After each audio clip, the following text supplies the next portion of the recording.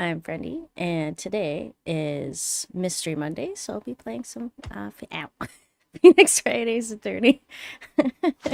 Also, sorry. My apologies. Hey, Endo. Hey, Pokefan. Hey, Eyes. Hey, Shama, and hey, Damon. How are you guys doing? Hope your days have been going well. Missed the weekend? Have fun? Yeah. We started the new, was it A Hat in Time, uh, Nyakuza? That is it's truly amazing. And yeah, good times with Prey, and yeah, most of the game's pretty good. Uh, hey, what's up, Doc? I'll do it. Well, we still got more left, so you didn't miss all of it. Oh, you're at work? Oh, nice. Well, I hope you have a good day. I really don't know what to say when people have to work. Have you learned how to play prop hunt and Prey yet? Yes. Still learning on that. Uh-oh. It's just about to start.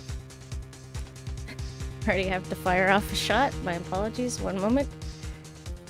There we go. The Hat in Time stream was fantastic. Yeah. I'm glad you thought it was hilarious.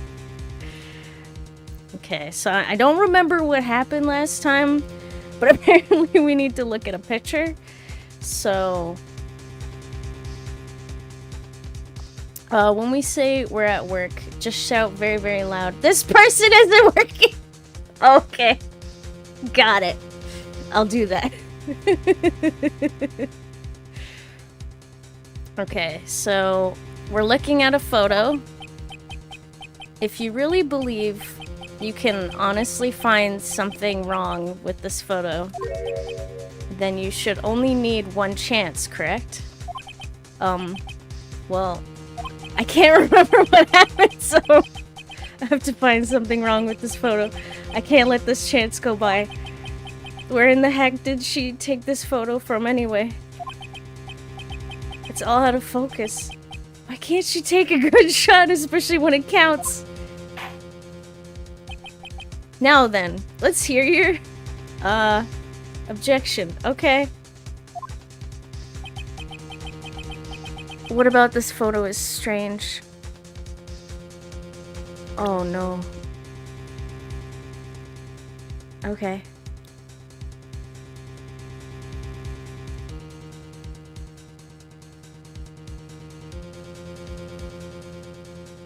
Okay, now I just gotta wait. Snitch on us. Well, if you want me to. Okay.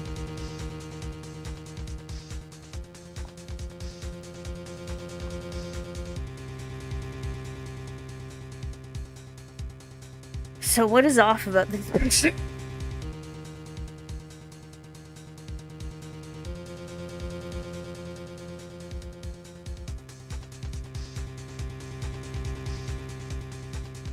Okay, so if I'm looking at angles, I don't see the bathroom, so I'm thinking this is taken from the direction of the bathroom, from the hallway.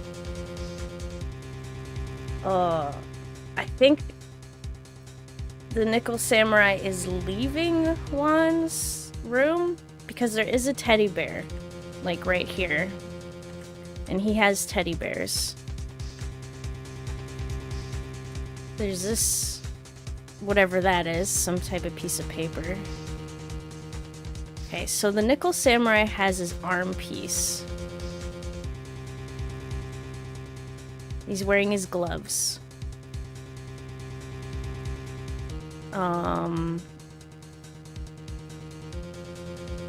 Full costume, nothing off about him.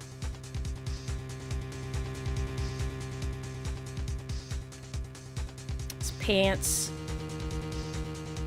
I'd probably say the fact that he's wearing gloves, maybe.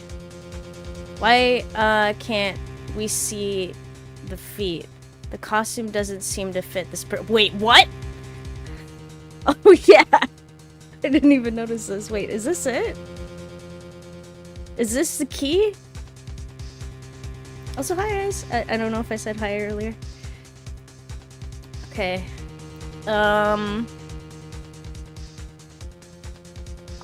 The feet. Is it the feet? Please tell me I'm correct. I would like to direct the court's attention to this one area right here. Oh no, it sounds so generic. What are you pointing to? His ankles? Okay, good. Good. If you could see this person's ankles, that would be one thing. However, you can't, okay? And what does that mean? The costume person in this photo could not have been Mr. On Guard. What is the meaning of this? Don't object, Edgeworth. Go along with this. Help me out. I wonder if you would care to elaborate with actual facts, that is. Let's take a look at the Nickel Samurai's poster. Oh my god. It was so obvious. Please pay particular attention to the area around the bottom of the hakama. You can see his toes. His socks. You can see his socks. No, Your Honor, you can see his toes. Exactly. However, in this photo, the Nickel Samurai is clearly holding his hakama up just to walk. Wait, is he? Okay.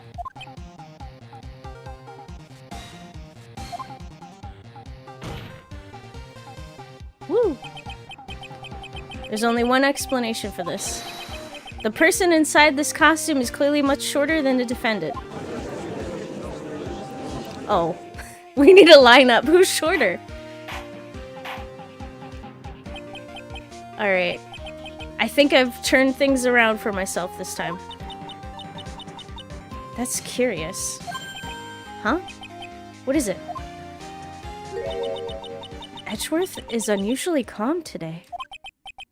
That's true. He's just letting the trial run itself.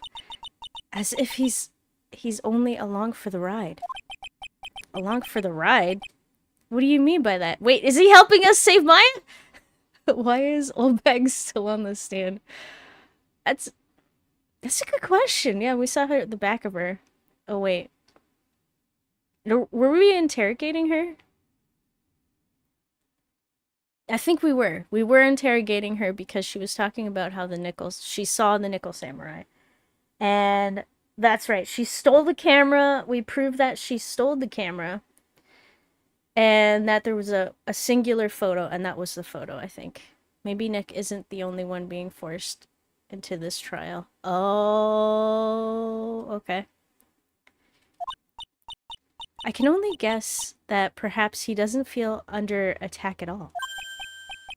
He doesn't feel under attack? Then I haven't damaged his case at all? Oh no. Mr. Edgeworth, where does this leave us? I don't like his expression. If the person in this photo is not Matt on guard, then everything the prosecution has tried to prove has become meaningless.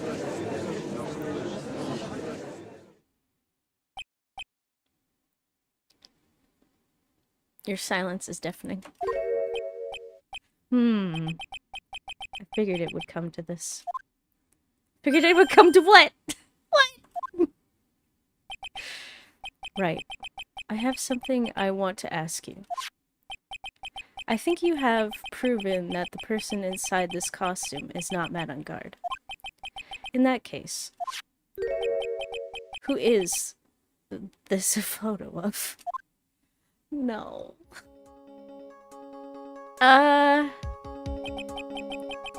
Who's the person wearing the Nickel Samurai costume? Oh no, okay, hold on. I'm gonna screw this up.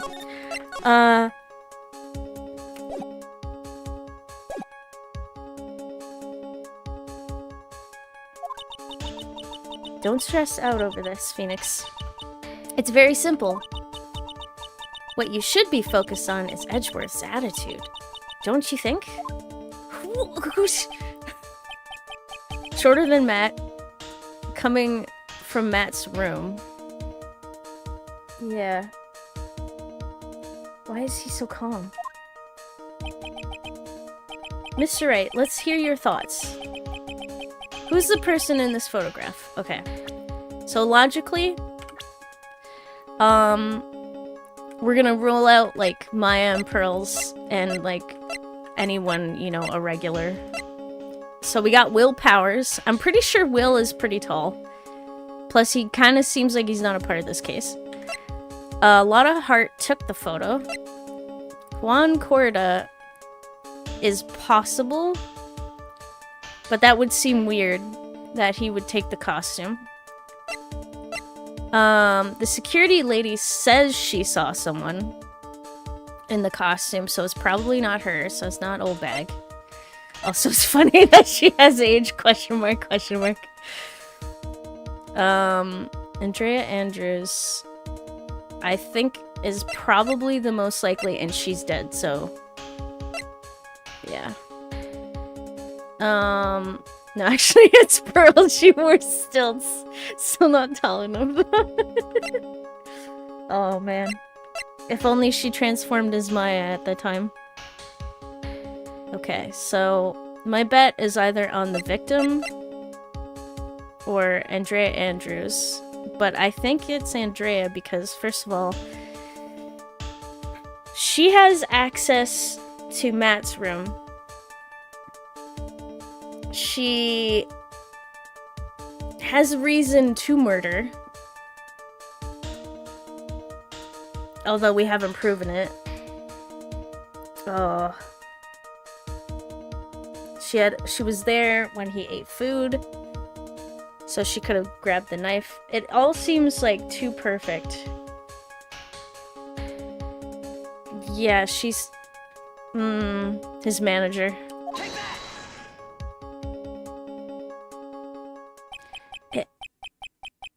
Or did I say the wrong name? Adrian. Is it Adrian Andrews? I think I've been saying the wrong name. I don't even know anymore. Miss Andrews. If you want to know who that nickel samurai is, it's none other than this woman. And why would you say it must be Miss Andrews? What in the world points you to her? For starters, she's short.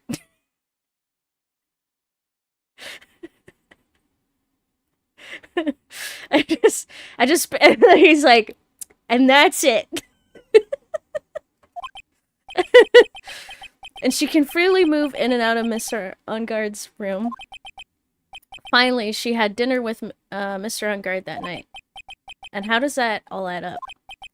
It means that it makes it very easy for her to get a certain item. A certain knife with Mr. Ungard's fingerprints all over it. The knife that was used as a murder weapon? Yes. Why don't you...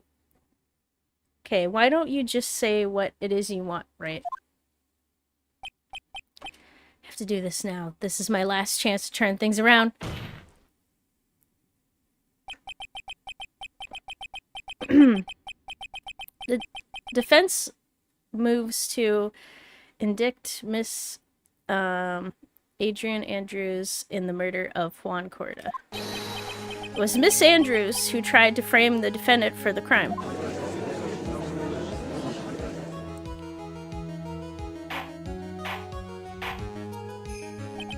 Order! Order! Order!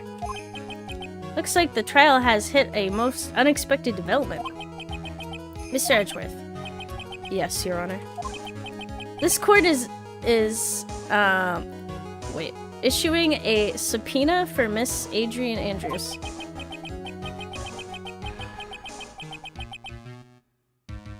A verdict cannot be passed without first hearing her testimony. Alright. This is it! This is kind of bad for us. Huh? What do you mean? If Adrian Andrews is summoned to the court as a witness, it means that the trial will go on for another day. One more day?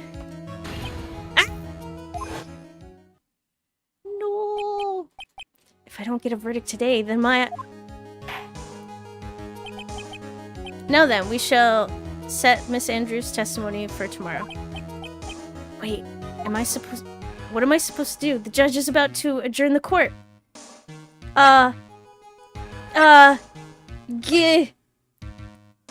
Objection?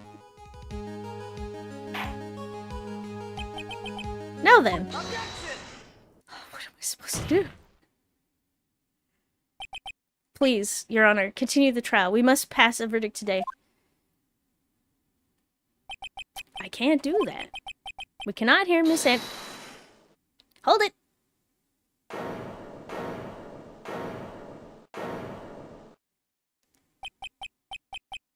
I abhor... oh my god, I can't speak. I hate wasting such valuable time. Edgeworth?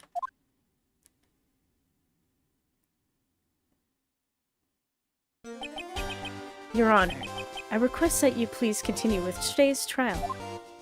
But... we can't continue due to this unexpected development. Tisk tisk. Unexpected development? I think you underestimate me, Your Honor. He just pulls her out from behind the table, tied up. I caught her this morning. And what do you mean by that? That Mr. Phoenix Wright would slave his way to subpoenaing Miss Adrian Andrews is all... Wait. Happening according to plan, even if Wright was a bit slow to catch on. What? What? He pulls Adrian behind Judge's ear.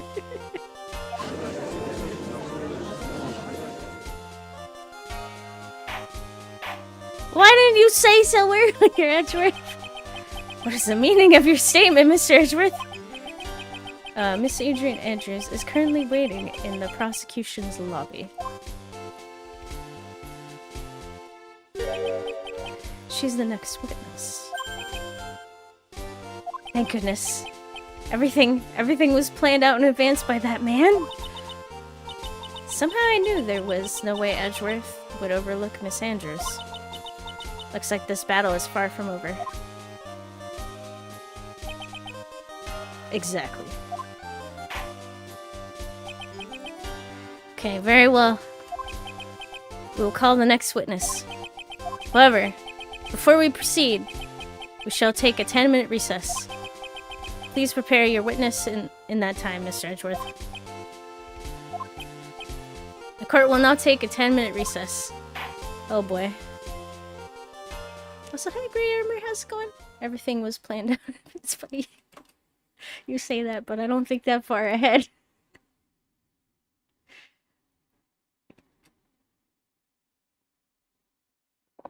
Ugh.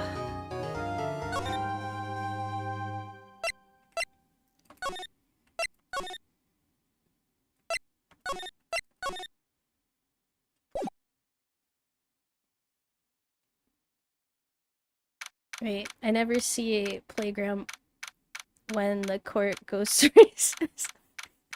Yeah, where's the playground? Defendant lobby number 3. Dude! I can't believe that! Adrian, no way! Not cool and collected... Wait. Not cool and collected Adrian Andrews? She's your manager. It would have been very easy for her to pull this off. The only person who had an easy access to the knife you used at dinner was, well, her. So after the ceremony during the break? Huh? Did she remove your clothes while you were wearing them? I was sleeping like a log the entire time. See, she could have also easily planted that blood-covered button in your hakama? Because she was the one that came to wake me up? Yeah? Then, dude, You're saying it really was her? Yes, she is the real killer. She was the one who murdered Juan Corda. But why? I thought she was buds with Juan. She has her own agenda. Her own agenda? What are you talking about? I'm sure you'll see by the time this trial's over. It'll be alright. I'll get you acquitted by the end of today. Give me a verdict that's refreshing like a spring breeze. Okay, Mr. Lawyer Dude? Phoenix. You think her motive is related to Celeste Impact's missing suicide note, right? Yes. Miss Andrews depended on Miss Impact's as her strength and reason to live.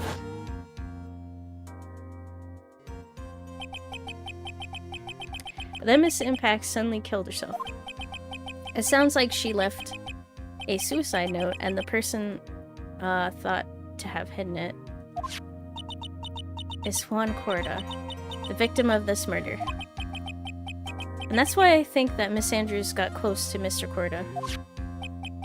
Wait, man doesn't have a brain cells. He actually has a cassette filled with Weezer's best hits knocking around in his skull. Oh boy. Okay, all to get the suicide note back. That sounds plausible. But one thing bothers me. What? Who was it that first told us about their relationship? Better stated, Miss Andrews' dependency issues with regards to Miss Impact's. It was Edgeworth! It looks like he's still the one in command of this ship. Don't let your guard down yet. Okay, got it.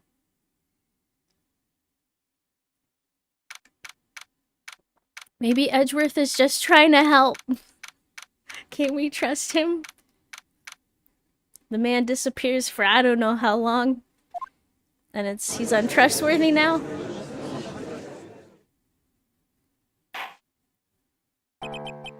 Okay, court will now reconvene.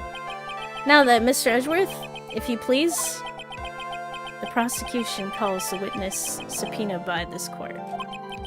Miss Adrian Andrews, the person who discovered the crime in Mr. Juan Corda's room. Untrustworthy, I can't speak. Untrustworthy, but is he Edgeworthy? Oh boy, what is your occupation? I am the manager of the defendant in this case, Mr. Matt on guard. I see, now then. Before we begin, Your Honor, I have one request. Yes, sure. What is it? I'm sure everyone in this room is wondering the same thing. And would love to find out more about my relationship with the victim. After all, it was the topic of a certain weekly oh my god, my voice cracked there. A certain weekly magazine recently. No, I have no idea what you mean. I never even heard of Gossipland. Name a magazine. I know several people who find him worthy of edging. Oh my goodness. If the judge was ever a prosecution witness, he'd do all my work for me. Anyway, I was wondering if you would please tell us about your relation to the victim. Yes, I was seeing Mr. Corda. I was also aware of the rivalry that existed between Matt and Juan. But this was a private matter between Juan and myself.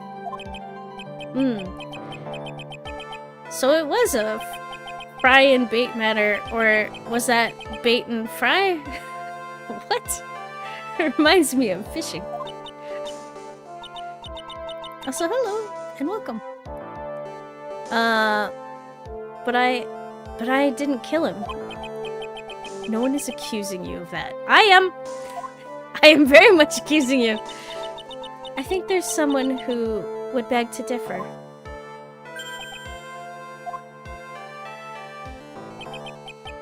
I think we all understand your relationship with the victim now, Miss Andrews. Wait, Gossipland is my source for e-news outside from Discord. Very well, then. Witness, please testify to the court. About what happened when you discovered the murder that had taken place. Okay.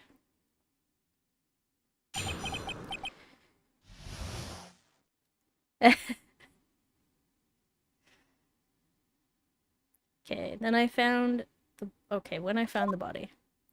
She's innocent. Oh, I'm sorry. But she is the most guilty individual that we've seen so far. She's probably a red herring, though. I'll trust you on this one. It was the time for the show to start, so I went to get Matt from his room. After that, I went to Juan's room. And there was his dead body. I was in shock. Nope, wrong. I said she was innocent. She's too good looking to be guilty, oh my goodness. I always assume E is good. Why, thank you. What I saw was naturally the exact same scene as in the crime scene photo. I felt as though I was about to faint, so I poured myself a glass. Your first response to seeing a the first response to seeing a dead body is to pour yourself a glass of tomato juice and then put it down on a dresser and not drink it. She took all the juice. Okay, sorry. I felt as though I was about to faint, so I poured myself a glass of juice. Okay. Locker room. Wait, she's the reason Pearl didn't get juice, yeah!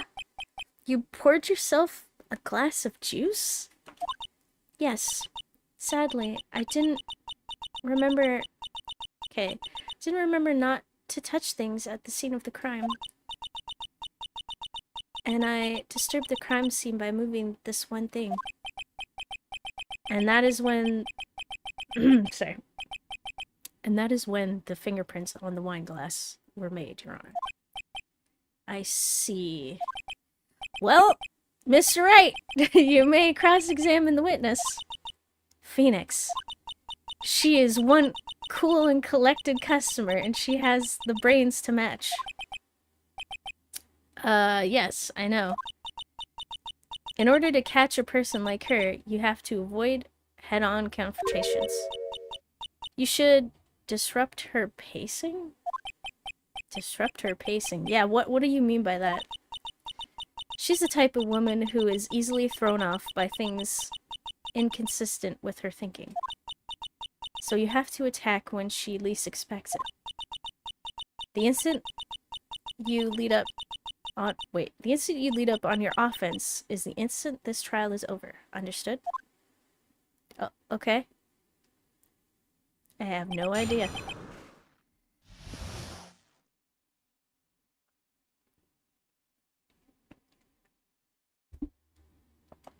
Okay.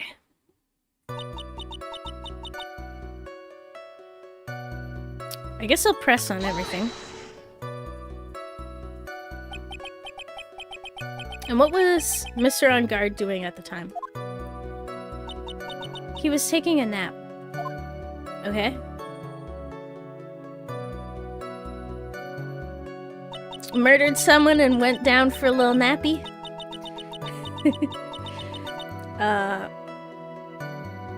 He was mourned from his mini-performance as the Nickel Samurai during the ceremony. Mr. On Guard did say he was taking a nap. Then I guess you could say it could not have been taken out of his room, yes? Excuse me? It? What are you... Wait, locker. Oh, sorry, rereading stuff. Oh, hey, Mr. Swiss Cheese, how you doing? Who done it? I blame the weird guy. We're thinking it's Miss Andrews. Right. I thought years of school would have taught you how to construct a sentence. If it can't make a... if you can't make a sensible sentence with a subject, then I'll make one for you. Watch. Did you, Miss Andrews, remove Mr. On-Guard's knife from his room? No. Subject, verb, object, right? Did you skip basic grammar? The witness may continue. Slacking off at work. Oh. You know it, the usual. Oh, I see. Thank you for coming by. Okay, after that, I went to Juan's room. And why did you do that? As a friendly gesture, Juan was to make an appearance with the other heroes. So the show was supposed to be a show of friendship, huh? Press further. Is that the only reason? I beg your pardon. What are you implying? A good morning kiss? I don't know, he could have had a nap too and he could have woken him up. You said you guys were in a relationship. You had a certain goal in mind when you started to get close to him, correct? So perhaps you had a more personal matter to discuss with the victim? Sorry, but I didn't have any such intentions in mind at the time. Also, what happened to Whip Lady? Oh, she got shot! I think the killer shot her. And so now she's in the hospital, and Edgeworth has taken over. It's an amazing turn of events. I can't get her to talk without a strong piece of evidence, I guess. May we continue now, witness? What did you see when you got to his room? Okay, so what was she talking about? Or was it her intent? Okay. You were in shock when you saw his body. You were in shock? What? Was I not supposed to be? Miss Andrews is a very calculating person. And despite how close they were, I doubt she had romantic feelings for Mr. Corda. Anyone randomly stumbling upon a dead body would be in shock.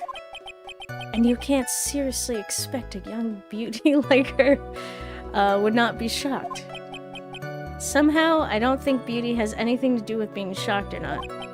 I see. Okay, what I saw was naturally the exact scene.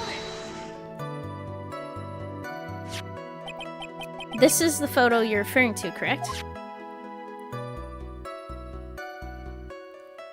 Everything should be in position except the juice, according to her testimony. Yes, the one with the knife lodged in his chest.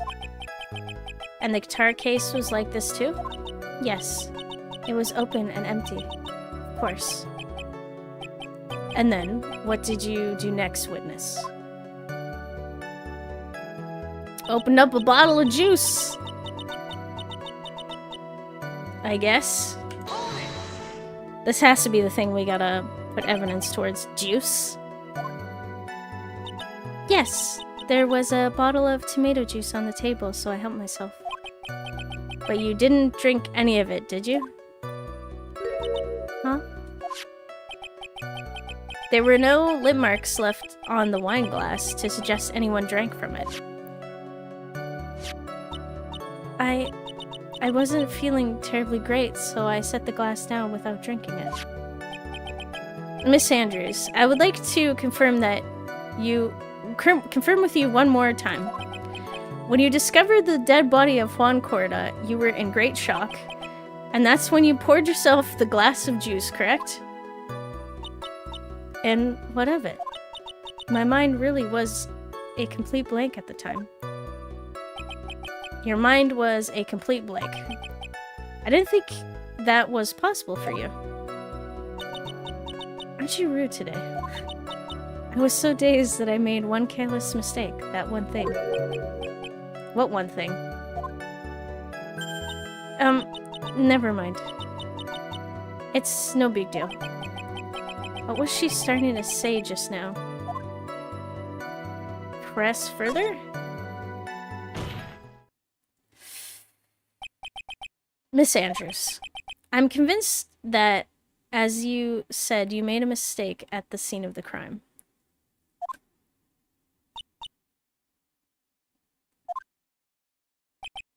What I really want to know is what this mistake was. Actually, so would I. Yes! Put on the pressure! I'm sorry. It's just... It's kind of embarrassing. What did you do? What do you mean by embarrassing? Okay. When I set the glass down on the dresser... What? What? I accidentally knocked the flower vase over. Interesting. Flower vase? Are you talking about the one on the floor in the crimes? Wait a second! Okay, what does this mean? What does this mean? If she knocked over the vase, it's impossible for the guitar case to have been open. So she opened up the guitar case. No, wait, she closed... So the case was closed, she knocked over the vase, and on top of that, she opened it? What? She made a lot of mistakes on this crime scene. Are you talking about the one on the floor in the crime photo?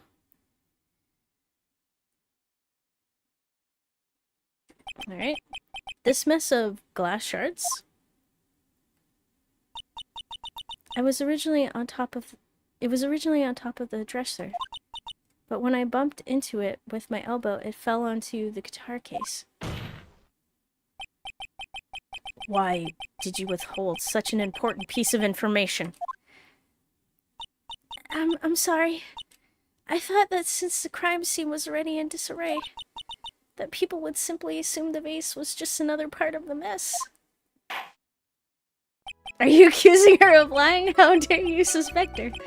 I accuse her of making mistakes and being human. It looks like yet another fact has come to light here. Please add this and anything else you have to reveal to your testimony. Accused. What? I'm sorry, but I have nothing more to add. I didn't touch anything else. He's not pleased in the slightest. Okay. I was the one who knocked the flower vase over where it fell on the guitar case. Okay, so explain a lot. Man, Juan had very low HP to die from that, or the attacker had a high attack stat. Wait, her eyes aren't blue? Fake blonde! Get her! Wait, what? She's lying about her hair. She's lying about everything. Hold on, I need to check her profile in a sec. What kind of flower vase was it? Oh yeah, she has brown eyes. It was a glass vase, and it was fairly big and heavy. I thought I would try to take Juan's pulse. So I set the glass I was holding down on the dresser. Wait. Okay. So you saw someone who's dead, or you thought was dead, and your order of events is to panic, pick up a bottle of tomato juice, pour yourself a glass of tomato juice, you know, bump into the dresser, knock over a vase, open the guitar case, I guess, and then place, you know, the glass down and be like, oh, I should check his pulse to make sure he's actually dead. Okay. Sounds about right. You also a fake blonde. Her hair isn't even the right color. That is true. Okay, so I set the glass I was holding down on the dresser. And that's when my elbow accident. I'm sorry. Okay. You had the drink in your hand. You poured yourself a drink. You're like, oh shit, I should check his pulse. Then you put it down, knocked the vase over. It landed on the guitar case. You panicked, you looked at the floor, flipped open the guitar case, and you're like, ah, shoot. That's what happened. That's odd. I thought she was always in total control of herself. That's what she would like people to think. Anyways, be mindful of the gap between your perception and reality. Doesn't sound like there's any glaring contradictions in her testimony, just there's a glaring oh my god. I warned you earlier that she would not crack so easily. The only way to make her is to keep on the offensive and not let up. The only way you're going to catch her is with some very strong, decisive evidence. To find something. I have to, for Maya's sake. Okay. So...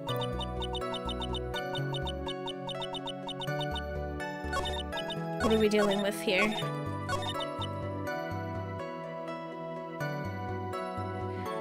So can I present guitar case?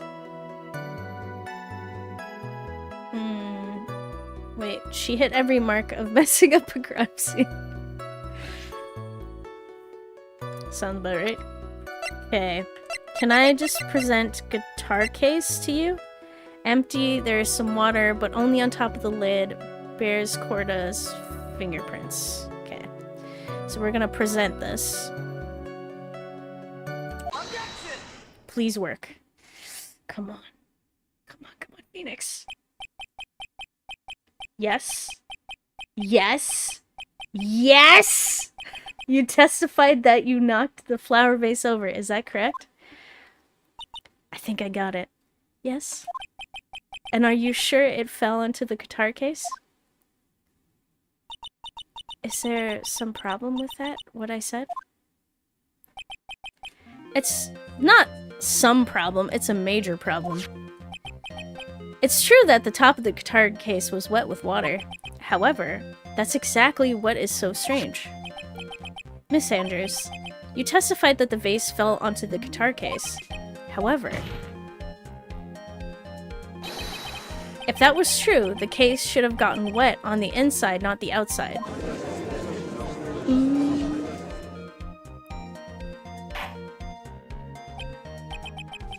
That's very true. Furthermore, there was one other strange thing about this guitar case. What is that? Let's take another look at the crime scene photo. Okay. The remains of the vase are scattered on the floor. And what is wrong with that? If the guitar case was open when the vase fell, the glass shards would be inside, not outside the case. What do you have to object? What is your point, Wright? That the case was closed at the time the vase was knocked over? Is that all? You know it's not all, Edgeworth. No, think back to what Miss Andrews testified to. She said that, other than the vase, she didn't touch anything else. Yes, that's right. She did implicitly say she didn't touch the guitar case. Wait, all your vase belongs to us? But this whole matter with the guitar case is a dead end. The bright red guitar was found at the studio. It has no bearing on this case at all. That may very well be, however... the empty guitar case does seem to have no relation to this case, doesn't it? It seems that there is a deeper meaning to the guitar case. Well, Mr. Wright, do you think you need to hear more details about the guitar case? Yes. Always yes. The empty guitar case. I believe this is a critical piece of the puzzle. Huh. I can't believe anyone would reach for straws like this, but it is you. Can't believe I'm doing this either. Alright. I'll follow along for now. Miss Andrews, please testify to the court about the guitar case. Yes, Your Honor.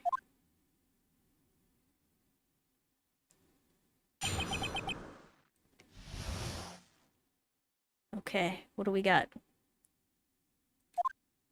I don't remember it too clearly because I was a bit dazed.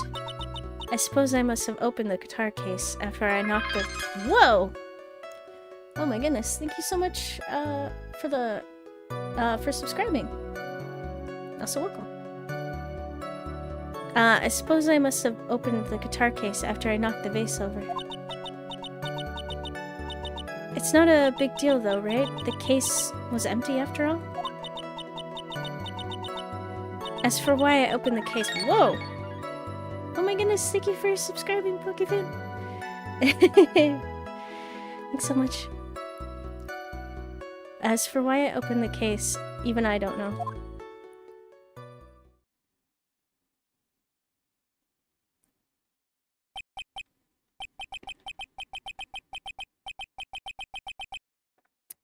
It looks like this really wasn't a very important point. This wastefulness is such a familiar feeling by now that it's almost comforting. Anyway, I'll just go ahead and start the cross-examination. Hydrate, yep. Using any way to change the topic. A convenient escape for a weak man.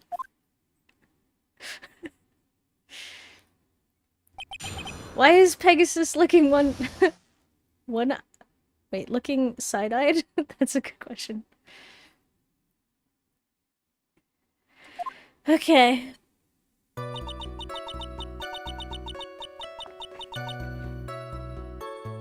So you don't remember too clearly because you were a bit dazed. Okay, during your testimony just now, did you remember those events clearly in your mind? Well, you see, are you sure you are the one who opened the guitar case?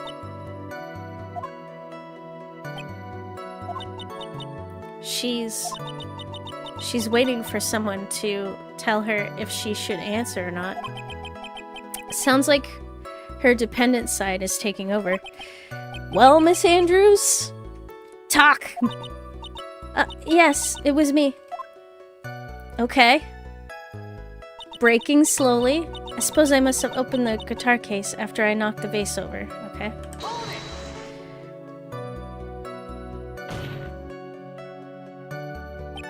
So, you opened the guitar case then? Yes, well maybe. Why did you open the guitar case? Huh?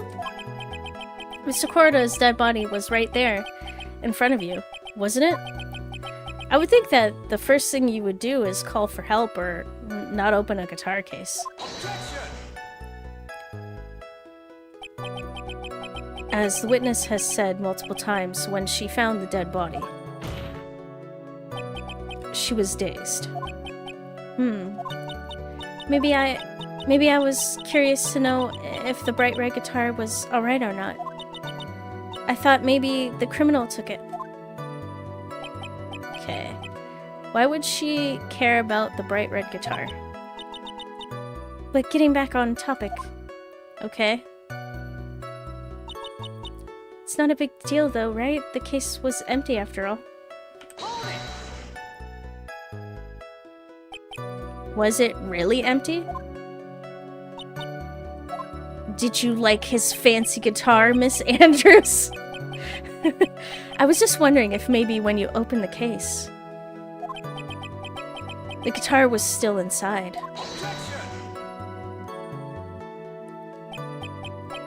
How long have you been a lawyer, Mr. Wright?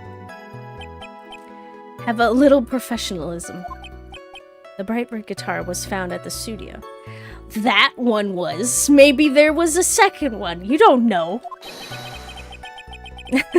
These trials would be over in half the time if you would just pay attention. Yes, pay more attention, Mr. Wright. Sorry. Oof. So hi, Singularity, how's it going? As for why I opened the case, even I don't know, okay? Was that because you were shocked and dazed at discovering the victim's body? Yes, that's probably it.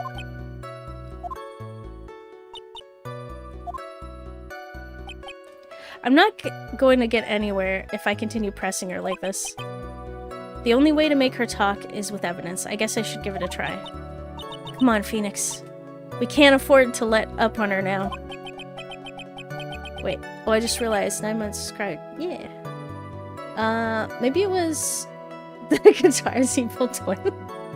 Are you saying that one was alive and then she knocked over the vase when he offered her some tomato juice and she's like, oh no thank you, and then she put it down on the dresser, knocked over the vase. It popped open the guitar case and then the evil guitar came and just eviscerated Juan as he tried to defend her and protect her.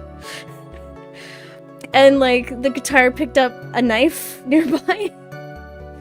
Oh wait, how do you feeling it? I'm feeling quite alright. Oh, that's good to hear. I'm doing great, thanks for asking.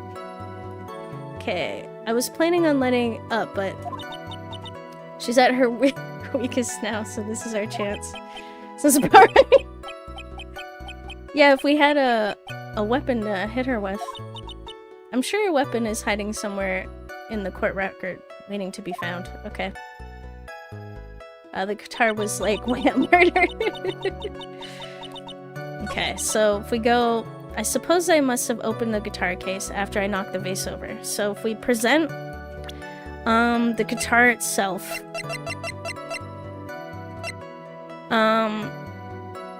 empty, there's some water, but not only on the top of the lid, bears Corda's fingerprints, not yours.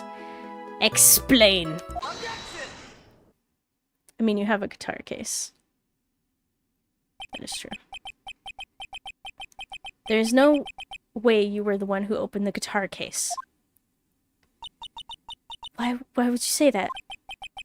It's elementary, my dear Watson. Sorry, my dear. Because the only fingerprints on this guitar are those of the victim. Ah.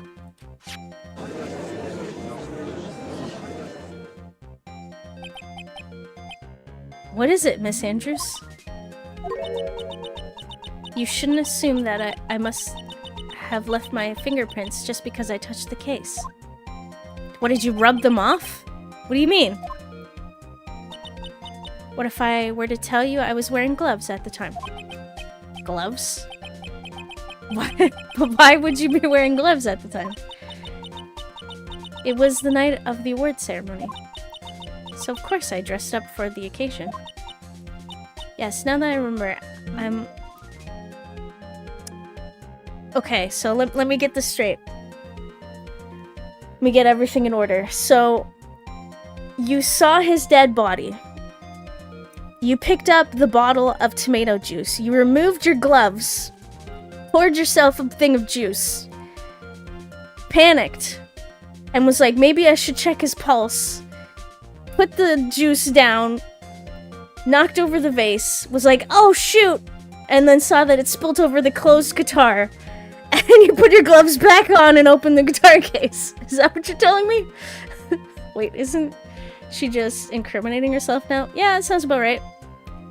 I'm almost sure I was wearing a pair of thin gloves. I see. Well, Mr. Wright, it seems the witness was wearing gloves at the scene of the crime. Nothing strange about that! Again, what's so unclear about the explanation? That's strange. You were wearing gloves? Isn't that a little strange? Why is that strange? Do you have something that would prove I was not wearing gloves at the time? Yeah, that's a good point. Okay. So I'm thinking... Found next to the victim, it's filled with tomato juice, bears her fingerprints. Whoops. Okay, so that is my alarm.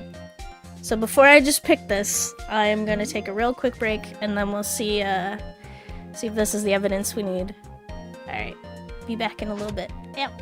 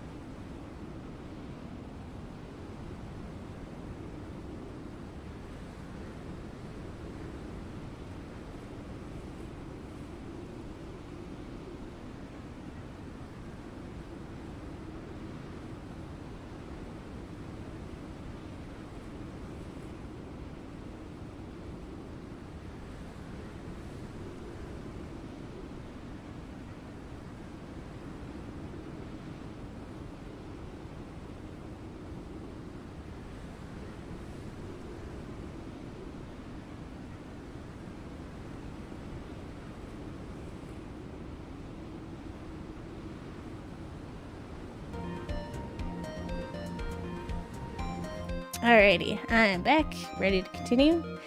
So, let's see if the tomato juice was the thing. Okay, ow!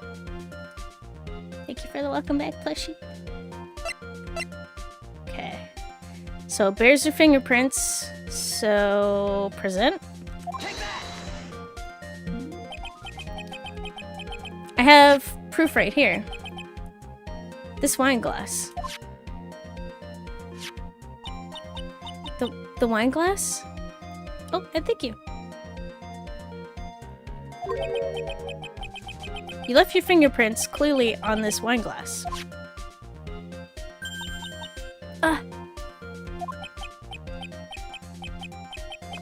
Even if you took your gloves off when you poured yourself this glass of juice, wouldn't you think it was just a little strange?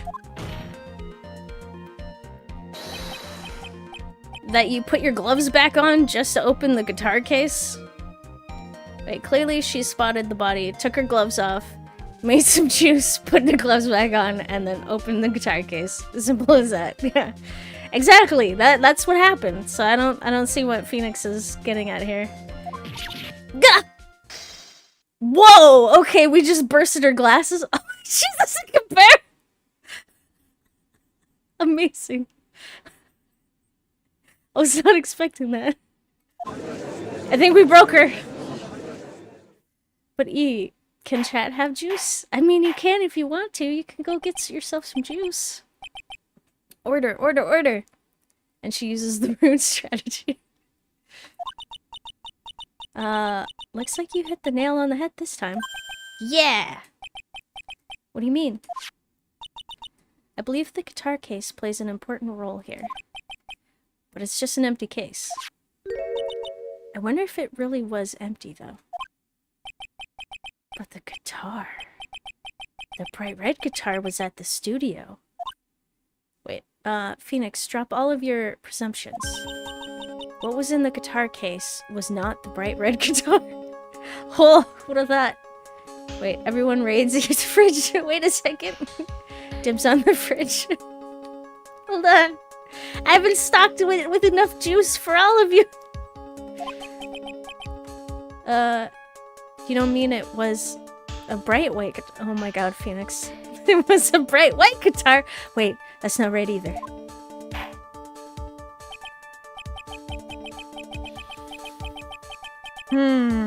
I admit, it would be unnatural for someone to do that. I don't care about the juice. I want the fridge. Oh, you just want to take the fridge? I want juice. Tomato juice. I'm sorry, I don't have tomato juice. Wait, I'm going to install robot legs so we can run. So the witness was not wearing gloves, despite the fact that on the case... Your Honor, this is obviously the defense's usual misdirection tactic at work. Steer the court towards an unrelated topic and lull us all into his misguided... Stop it. Why are you being so mean, Edgeworth? No, Your Honor, please recall that Miss Andrews had testified that the vase fell onto the guitar case, which means that the case was closed when the crime took place. However, it is wide open in this photo of the crime scene. I'm sure this guitar case has some relation to the murder. If you're so sure, Wright, then I'm sure you can somehow substantiate your outrageous claims, correct?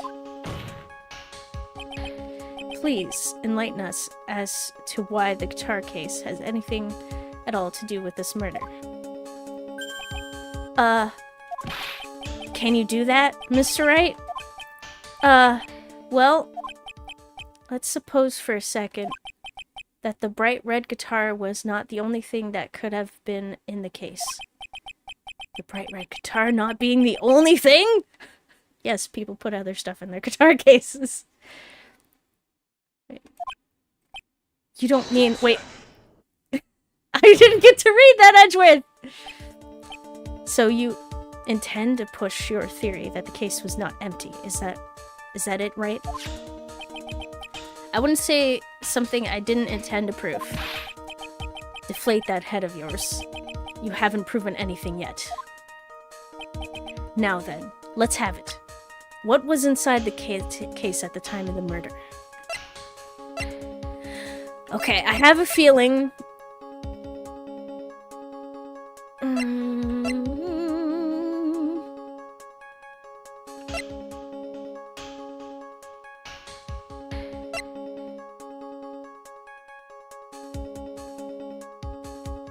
It was the suicide note. I would presume that would be the important thing. Right, but how do I trigger that? Celeste was inside the case! Clearly.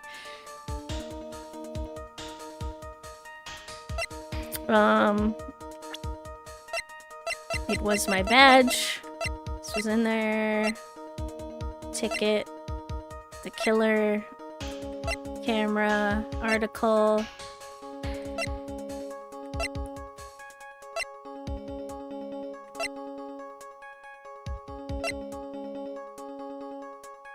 Suicide report? Is that... Is it... like... That's the only thing I could think of to trigger this, but I don't know if this is actually gonna work. Wait, Maya was inside the case, kidnapped through time. Oh, jeez. It makes so much sense now. This? Please work. And why would something like that be inside a guitar case, let alone this one? Why, Mr. Wright? Why? Well, I just thought it might have been possible. What? I have a suggestion. Why don't you put that in the void where your brain is supposed to be? Maybe it was something she'd have to have in a later photo? Hang on. I can't a foolishly foolish fool get some love? Wait, I'm very confused. Do you still think you can prove your theory? Can you prove the guitar case was not empty at the time of the murder? I want to say something I didn't intend to prove. Okay, deflate that head of it. Alright, we're going back to this. Okay, maybe it was something she'd have to have in a later photo. Okay, Edgeworth really just hit you. Just hit that. You aren't smart enough to do anything that requires a brain. What did we prove she was wearing later? Wearing later? Wait, hold on. Okay.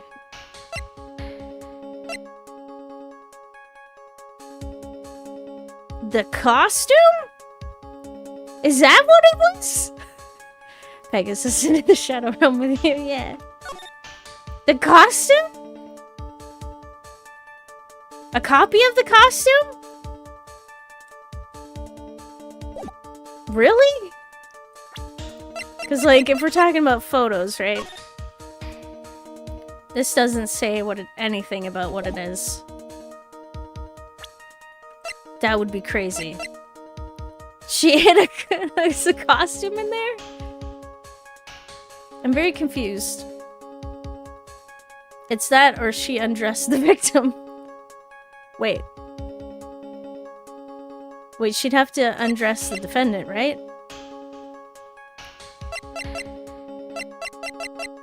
Okay. So, can I use this photo? Just present the photo? Alright, well, let's find out. This is... Oh my god, it is? I'm so confused now. This is a photograph? Yes, but what is important is that... Wait, is what's in the photograph? In this photo?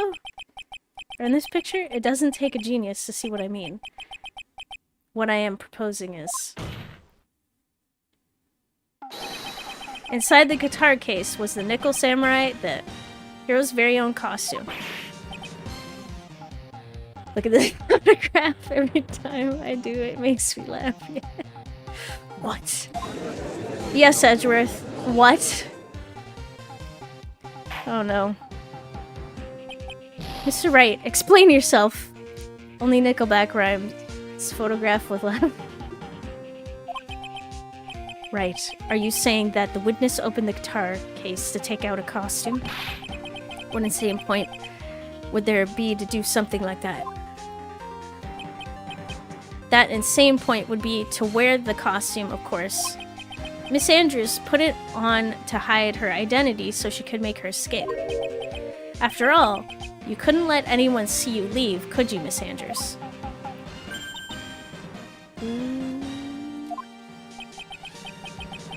I refuse to accept your theory. Well, it makes a lot of sense. Okay, so let's think about this for a second. So, Juan's guitar was supposed to be in the case. but instead she put a spare backup nickel samurai costume into the case. And then maybe Juan found that the costume was in the case and was like, what the heck? Right? And that's why his fingerprints are on the case. Or maybe not. Who knows? He might not have grabbed it yet. I guess he would have, because he would have gone on stage and not seen the guitar, so he probably would have been pissed. Okay, murder and then grab costume, yeah. Okay. Okay, I refuse to accept your theory. Do you have anything to support such a preposterous idea? Just outside the door was an investigative photographer who was starving for a big scoop. And in the end, she managed to get the shot correct. You mean this photo? Mm-hmm. Order! Order! Looks like we've wandered into another mess again, haven't we? Nice job, Phoenix. Well, you know my strategy. Speak first, think later. So the real murderer was hiding inside a costume. Wait 1 second, Your Honor. The Nickel Samurai's costume would have been Mr. Matt Unguard's. Why would something of the defendant's be in the victim's room? And inside the guitar case, of all places. True. This is a little baffling. Mr. Wright, the court would like to hear your thoughts. The murder was premeditated. What was the Nickel Samurai's costume doing inside the guitar case? It was stolen from On Guard. It was a spare costume. Okay, I think it definitely was a spare costume. I'm gonna bet on that. Mr. On Guard did not take his costume off during the break period. In that case, the costume we are talking about was a spare one. What? Then, are you saying that on the night of the murder, there were 2 Nickel Samurai costumes at the Gatewater Hotel? Yes, Your Honor. Clearly. Yes, that is what I'm saying. And how do you explain the costume that was inside the guitar case? It would mean that the victim had brought this spare to the ceremony on purpose. Or it was premeditated. But why? The victim, Mr. Korda, was the Jammin' Ninja. Why would he secretly bring the Nickel Samurai's spare costume with him? What could be the reason behind such a peculiar act?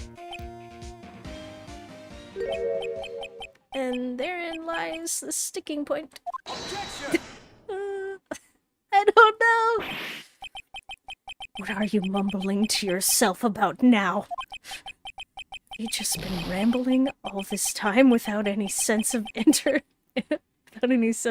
monologue? No, Mr. Wright, please explain yourself. Why do you think the victim had a spare Nickel Samurai, or had the Nickel Samurai's spare costume? Phoenix, are you sure you can explain this one? Think carefully before you answer, and then answer with gusto. I believe in you. Alright, this is what I think. The reason the victim brought the Nickel Samurai's spare costume to the hotel was... I don't know! Because it looks cool?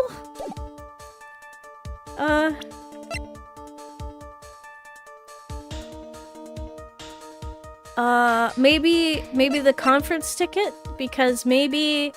Seems like the Nickel Samurai is to confess something after the post-ceremony stage show. Oh, he was gonna dress up as Matt and then say something ridiculous. And then make him look like a fool. Oh yeah, this is 100%. It has to be it. There's no other thing, right? It was all planned. from the beginning. I'm gonna bet on it.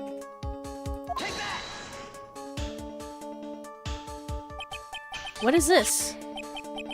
Oh, thank goodness. I thought that for a second. He was gonna be like, what is this? And Phoenix would be like, I don't know, Your Honor. I've come to make an announcement. Okay, on the night of the murder, after the stage show, the Nickel Samurai was going to hold a special press conference. A press conference? Yes, the Nickel Samurai was supposed to confess something at the conference. I heard about this as well. For once, you're not making something up, right? But what struck me as strange was that Mr. On Guard himself said he had no idea that he was supposed to be holding a press conference that night. But how can that be? The way I see it, that can mean only one thing. The conference was set up by none other than the victim, Mr. Juan Corda himself. The victim? Yes. The spare Nickel Samurai costume was prepared for that very conference. Mr. Corda was going to hold the press conference as the Nickel Samurai.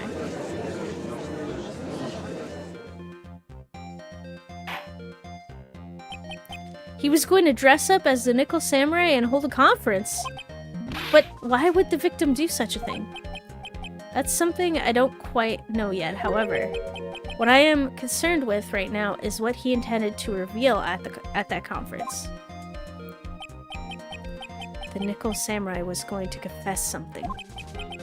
By confess, I'd wager he was going to reveal something about himself. Which means that Juan Corda, posing as the Nickel Samurai,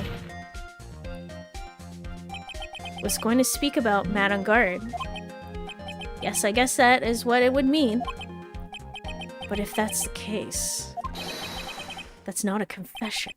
That's a public disclosure. Okay. Miss Andrews? I can see why you are pros at what you do. Pardon me? Yes, just as you say, the press conference was set up by Juan. You knew? Well, yeah, of course you knew. That's where you got the costume. Miss Andrews, please offer us an explanation for this. I was the one he asked to help set it up. And the person who prepared the second costume for him, that was also me. You? Juan had bet everything on the German Ninja this year. And if he lost the Grand Prix, he was going to make sure Matt was going down with him, and that's what he thought anyway. He was going to ruin him, huh? It looked like somehow Juan had in his hands a secret so powerful that it would destroy Matt's acting career had it been revealed. What?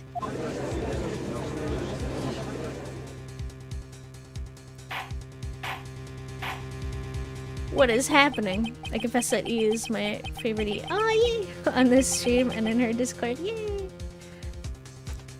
And do you know what the secret of Matt on Guards is, Miss Andrews? Don't say it out loud! It could ruin him! That's something only Juan knew. I didn't know what it was. I see. I've probably been coming off quite suspicious to everyone.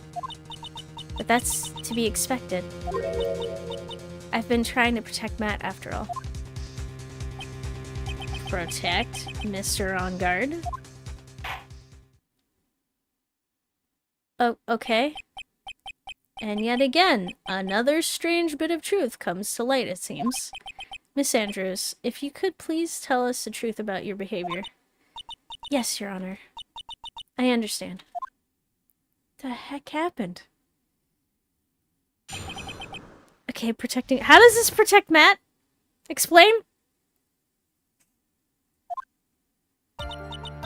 From the moment I saw the crime scene, I had a feeling that Matt was the murderer.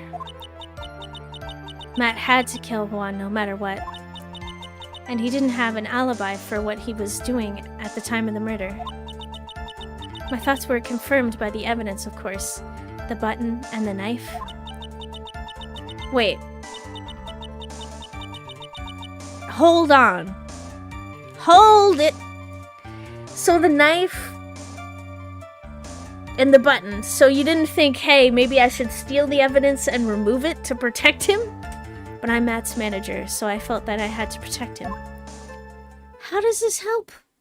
How does this help in the slightest? Explain! That does account for everything. Well, I am the logical type. We're finally seeing her true self.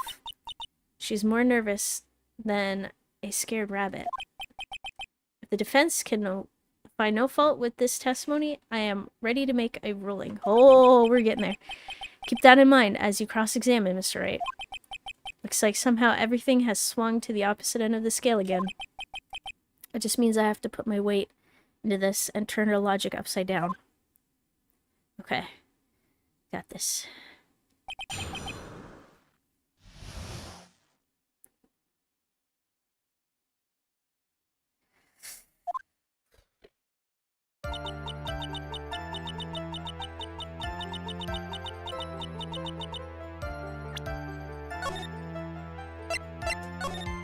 Gonna save before I screw this up. Okay. So let's press on this. Would you say that was your intuition speaking to you? Don't confuse my methods of reasoning with your own. If you want to prove that someone did something, you need 3 things. 3 things? A motive, an opportunity to commit the crime, and finally, decisive evidence. And if you think these 3 things through, the answer becomes quite clear. You should have already known that, Phoenix. They didn't teach that to us in school, at least not from what I remember. May I continue now? Okay, Matt had killed Juan Matt had to kill Juan. Why? Why? Explain. So, would you say this need came from the press conference? Yes. Do you know why Juan chose that event and that hotel for the conference? Because that was when he could cause the most damage to the public's beloved Matt on guard. And you knew of this plan, didn't you, Miss Andrews? Yes, because I was the one who set up the conference and prepared the costume. But I'm sure Mr. On Guard himself didn't know anything about the press conference. Oh, really? Can you show me any proof that he didn't know about the press conference? Anyway, the important thing here is that this information was not in your testimony. Yes, I agree. Miss Andrews, please correct your testimony, if you please. Grasping at straws now, are we, Mr. Wright? Don't you start. I know what his motive was, but I don't have any way to prove I'm right, okay?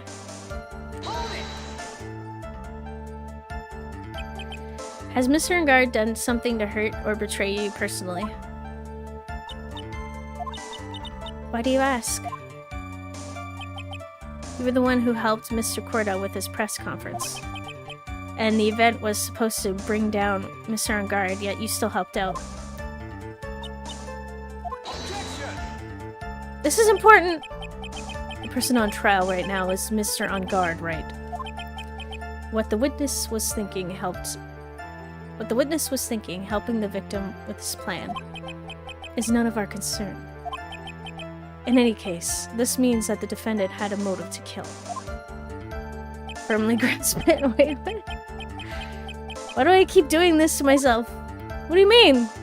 Answer the question! Didn't have any alibi for what he was doing at the time of the murder.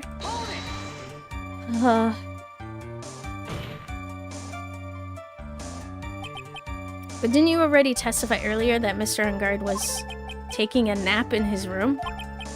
Are you telling me now that too was a lie so you could cover for Mr. On Guard? I'm not telling you anything of the sort. When I went to get him for the show, he honestly was sleeping. However, as to whether he was sleeping the entire time, that I cannot say. I was too busy setting up the stage at the time. I keep trying, but I can find no flaws with what Miss Andrews has said. I can't say the same for some people here in this courtroom, however. The judge is glaring straight at Mia. He's glaring at you, smart guy. My thoughts were confirmed by the evidence, of course, the button and the knife.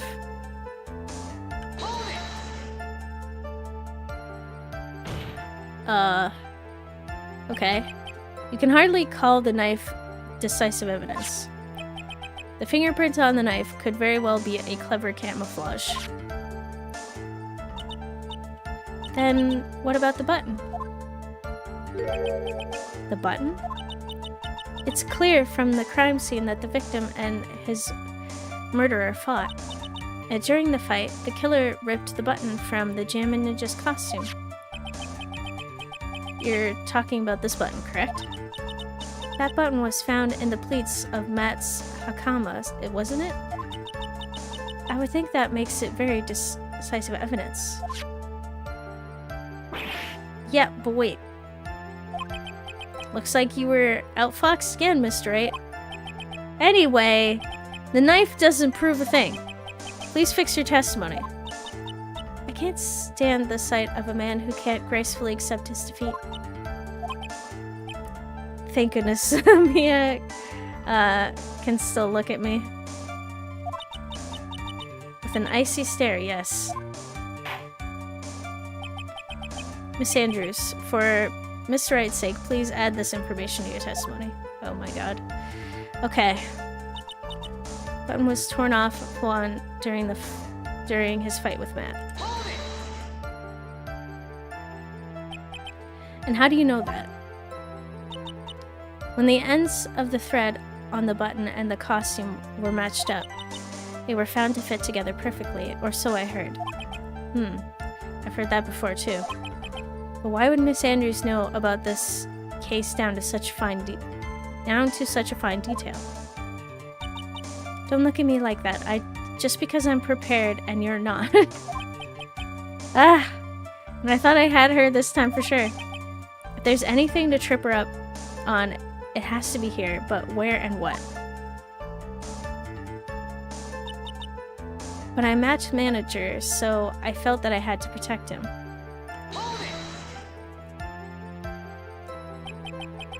But what you really did was stab the guy in the back, didn't you? And at the worst possible time.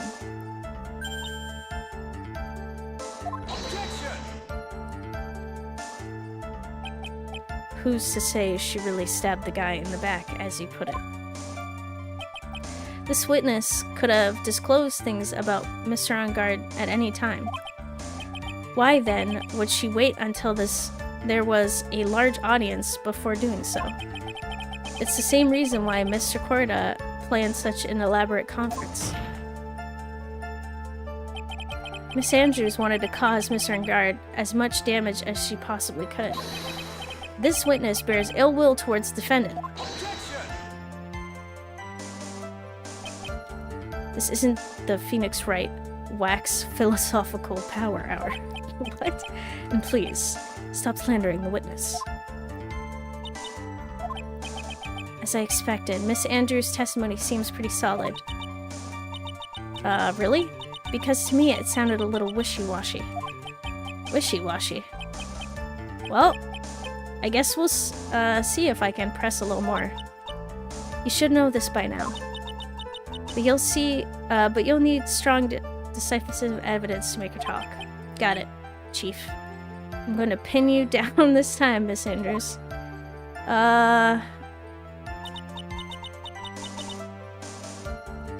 Okay.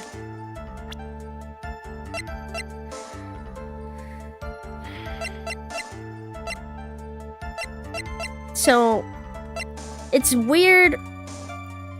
Okay, so I think maybe they're implying that the button is the evidence.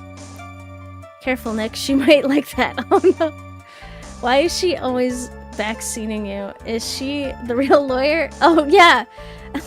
That's the crazy part. Wait, do you know about this? So Maya's older sister, Mia, was a lawyer, and she owned the office that Phoenix was working at, and was his boss.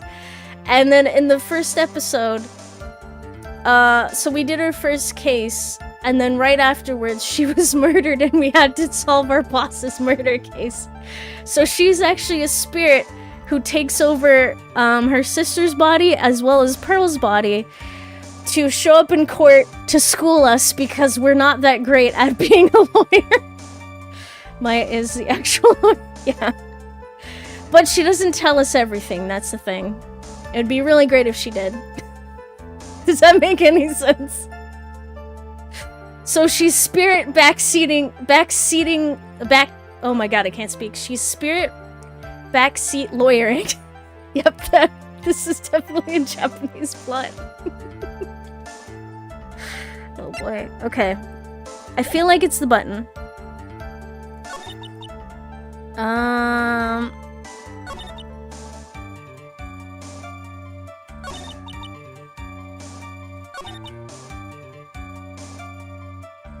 She says I'm Matt's manager, so I felt I had to protect him, right? So my question is, like, if you felt that you had to protect him, why did you leave the button in his pants? If you knew about it. Maybe I'm wrong to present the button, but like... Am I crazy here? Like, is this not...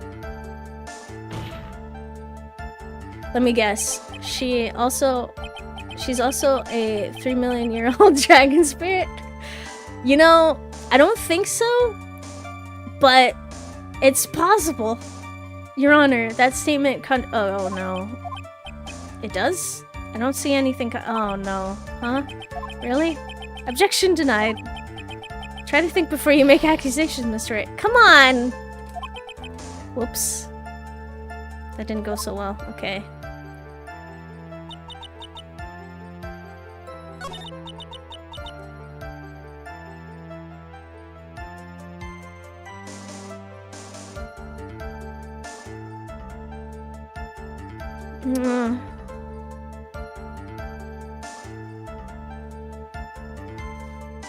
I feel like there was an emphasis on this in particular. And how do you know that? Okay, that they fought. Ends of the thread. Okay. But why would Miss Andrews know about this case down to fine detail?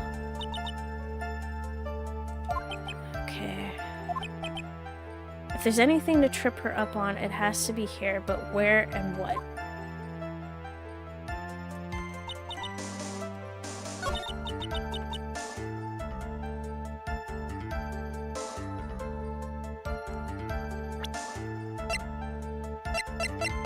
The button?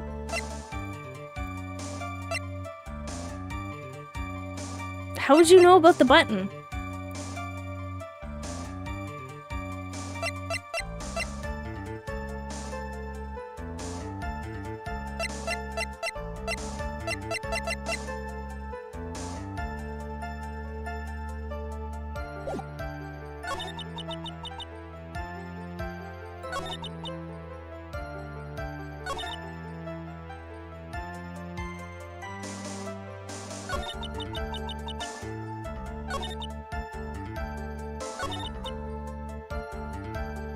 I feel like there's a way of triggering it, and I'm probably gonna be wrong by doing this, but... Button?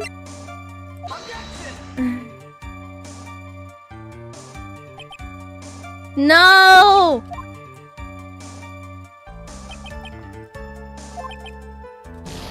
No! I don't understand. That's enough.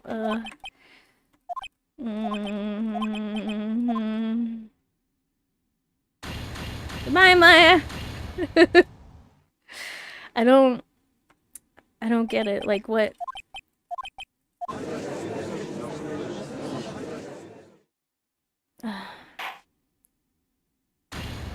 No!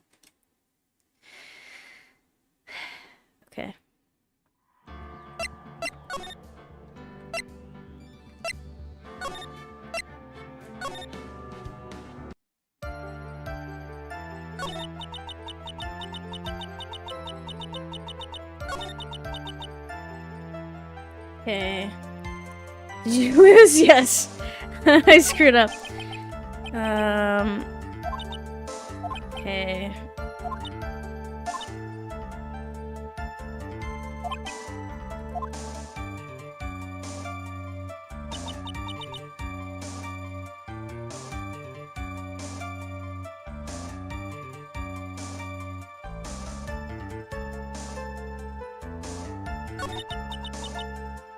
Okay.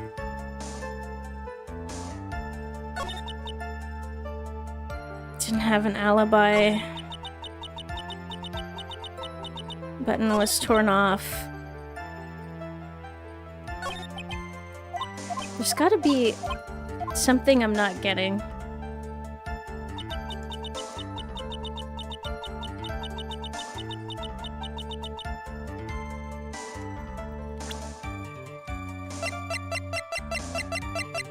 Like, she's wearing the costume. So...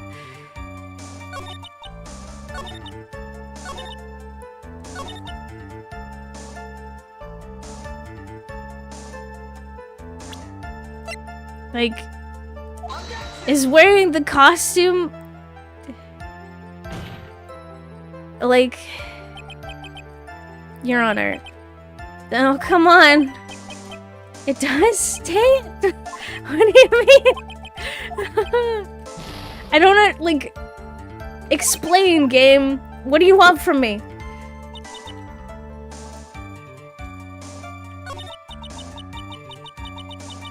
I've gone through each of these things.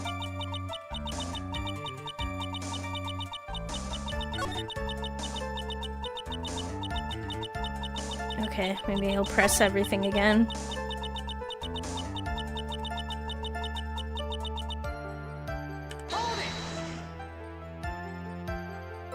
Okay, would you say that intuition speaking... No, confused methods. Okay. If you want to prove someone did something, you need 3 things. Okay, you're not answering the question.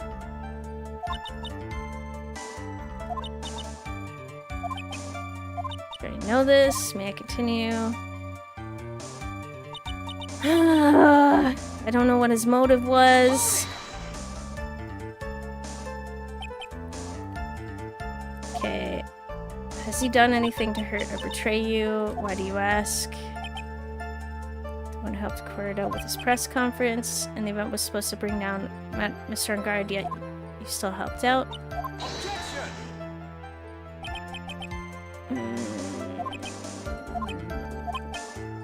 You're getting in the way. Didn't have an alibi.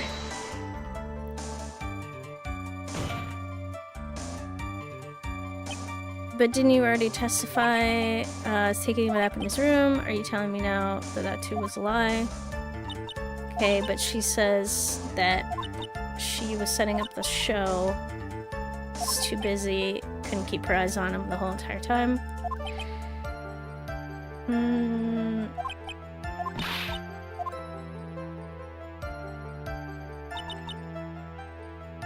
The button was turned off. And how do you know that? Okay.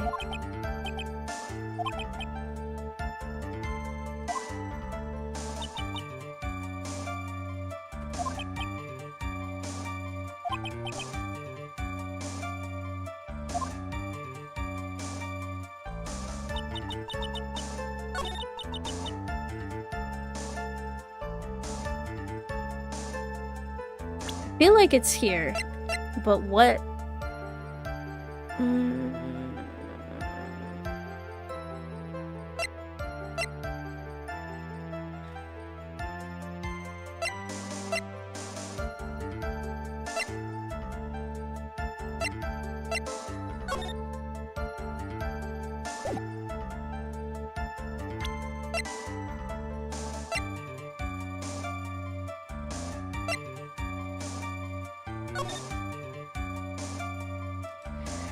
Maybe it's a crime scene photo?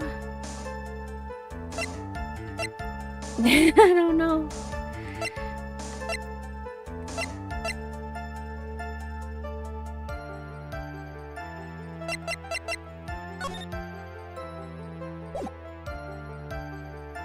How much straws are you grasping? So many? I don't know at this point. Okay.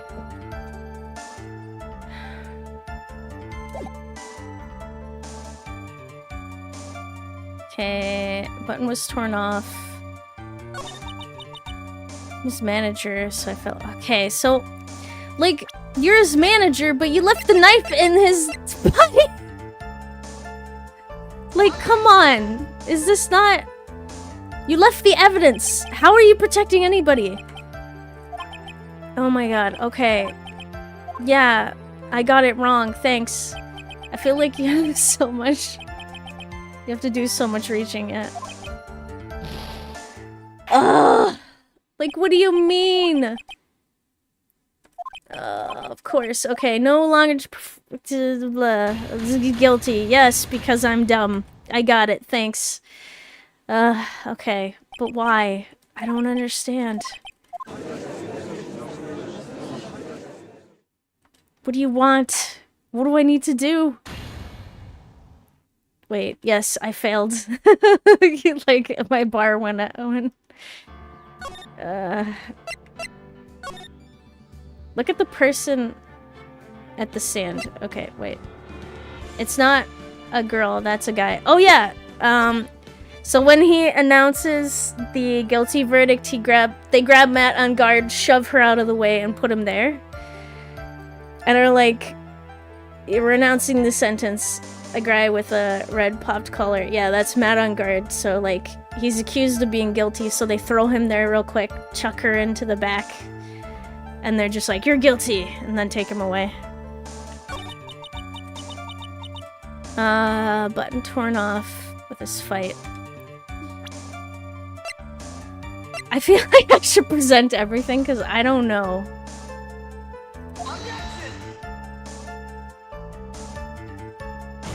Like, anything? Oh god. Of course it's unrelated. What do you want, game? Okay.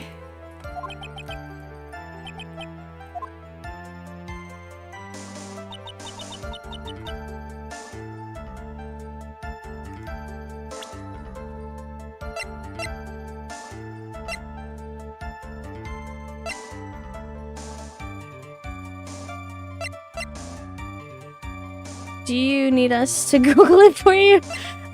I don't know. Maybe something is more important than the stabbing. Something's more important than the stabbing? I feel like this is worse than LA Noire sometimes. Yeah, it is. It sometimes feels. Okay, let's think about this. Let's take a second to think. Okay, maybe something is more important than the stabbing.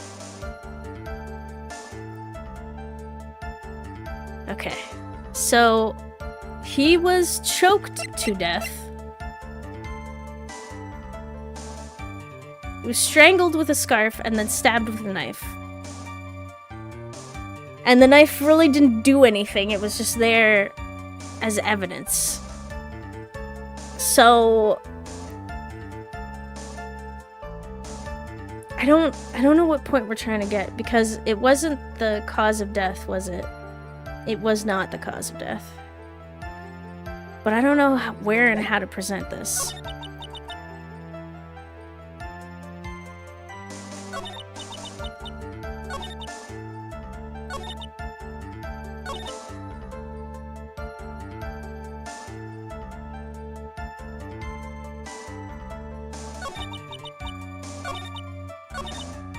Because, like, this one was brought up. The button was torn off of Juan during his fight with Matt. But I mean, the report tells you, doesn't it? Yeah, but why would I present it? Do you know what I like? I can't connect presenting this. Because, like, unless it's implying that he wasn't fighting Juan when he was strangling him to death, it doesn't count as a fight. Because honestly, if I'm grabbing someone putting a scarf around their neck and choking them out. I'm pretty sure I'm gonna be fighting with them till they slowly lose the will to fight. I don't know. I'll just do this. I don't know if it works. I don't know where to present. I swear to God if this is it. No! Come on! That doesn't make any sense! What? Why would I present it there? Is that a common activity for you? Yes, choking people out with scarves. This is the victim's autopsy report. It clearly states that the cause of death was strangulation by a scarf. Strangulation? The knife stab to the victim was done after the victim had already died. And what does that mean? Let's examine the evidence. This button was the victim's, or has the victim's blood on it. Which would mean that it was ripped off of the costume when? After the knife was stabbed into the victim. Exactly. Which means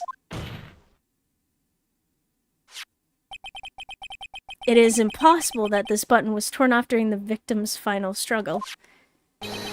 Because the victim was strangled to death in that fight. Oh, okay. It's the language. I hate that. It's the stupid language. She said it was knocked off during the fight, and he's saying, no, it was knocked off after the fight because he was already dead. Oh my god! Are you kidding me? He has a very active hobby, so I see. Wait, what? A button can still be bloodied and then torn off? Yeah, apparently. Angry bird, because it's an important point. I guess it is. Oh my goodness. Also, hello. Please correct me if I'm wrong. Feastum? Or Festum? Please let me know. Semantics is the real power here. I know that's probably what lawyers do, is they're all on the words and how they're said and written down, but come on! It's ridiculous! That's right, Miss Andrews. There was no way this button was ripped off during the struggle.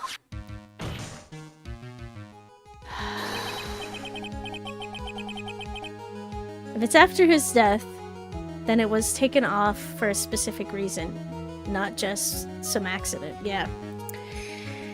Which I thought, okay, I'm bothered by the fact that that was presented very early on. Like, we knew this from the beginning, and no one came to the conclusion that, hey, why was the button bloody, cut off, or ripped off, put in his pants, and like he was stabbed with a knife that didn't kill him, and he was strangled, and we're talking about this now? Like, oh, I'm so confused. But yeah, like, it is important, but like, why now? I don't... Wait, we call that type of language languise. Okay, this button was consciously pulled off the victim's already dead body.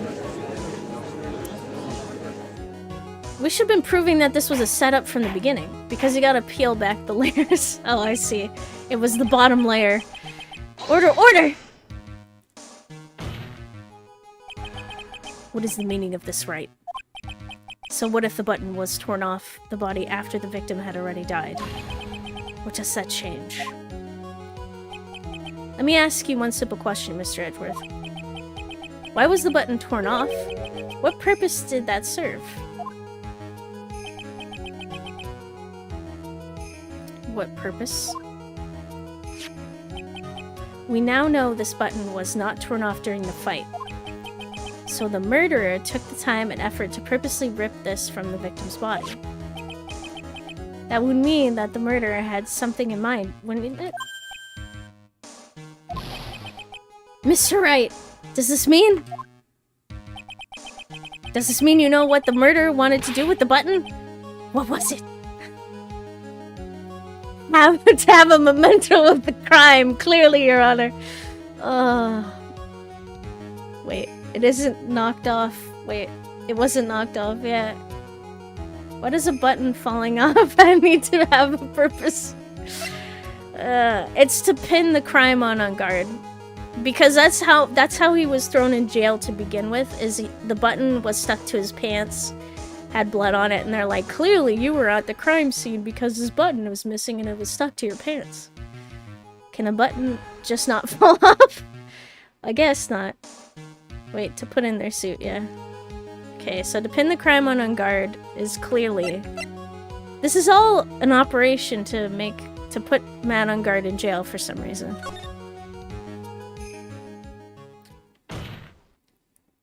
He's innocent. There's only one logical reason for doing something like that. It was to pin the crime on Mr. On Guard.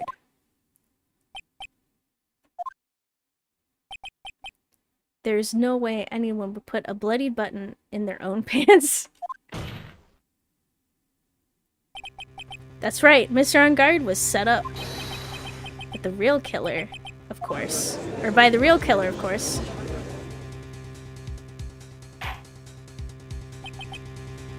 And the real murder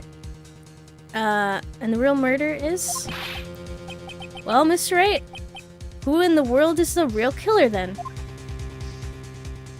Wait, of course is... Wait, of course is the real killer? Wait, what? So this case started because there was a button found in a person's pants. How did Phoenix not know this was a setup? He was told it was a okay, this is what bothers me. Maya was kidnapped, so his partner was kidnapped by the killer. And the killer was like, hey, Matt is innocent, you have 1 day to prove this, or I'm gonna do something to her. and he's like, what do you mean? And he's like, it's a setup. All of it's a setup. The button attached to his pants, the fact that the knife had the fingerprints, because he ate his dinner with that knife and decided to stab the victim for good measure, right? Like, it's all been a setup. All the evidence has been there. This report was one of the first things we got, and I'm really perturbed as to why it's being brought up now. It's a setup when Phoenix knew this whole time? I don't know. I don't know why I'm so bothered by this. He's the real killer. She took his breath away. Aw. But he said Matt was framed by the real killer, of course. Yep. Oh, by the real killer. Of course is the real killer. Oh, I get it. I'm a little slow. This is some BS. I know, finally. I can't believe I managed to bring this trial all the way up to this point. Phoenix, you can't let your guard down yet. Not until the very end. Okay. The real killer, the person who planned to frame Matt on Guard is... Okay. Oh, okay. I guess we'll have to save that until after the break. My apologies, that is my alarm. Excuse? Wait. Is Olbag? It's Olbag, of course. Oh, if only I could pin something on her. I've wanted to put her away since the first case. Dun dun dun. Wait, it was Miles Edgeworth. Hold on. Maya's a real killer. Not that she was kidnapped at the time. Alright, I'll be back in a few minutes, and then we'll choose the killer.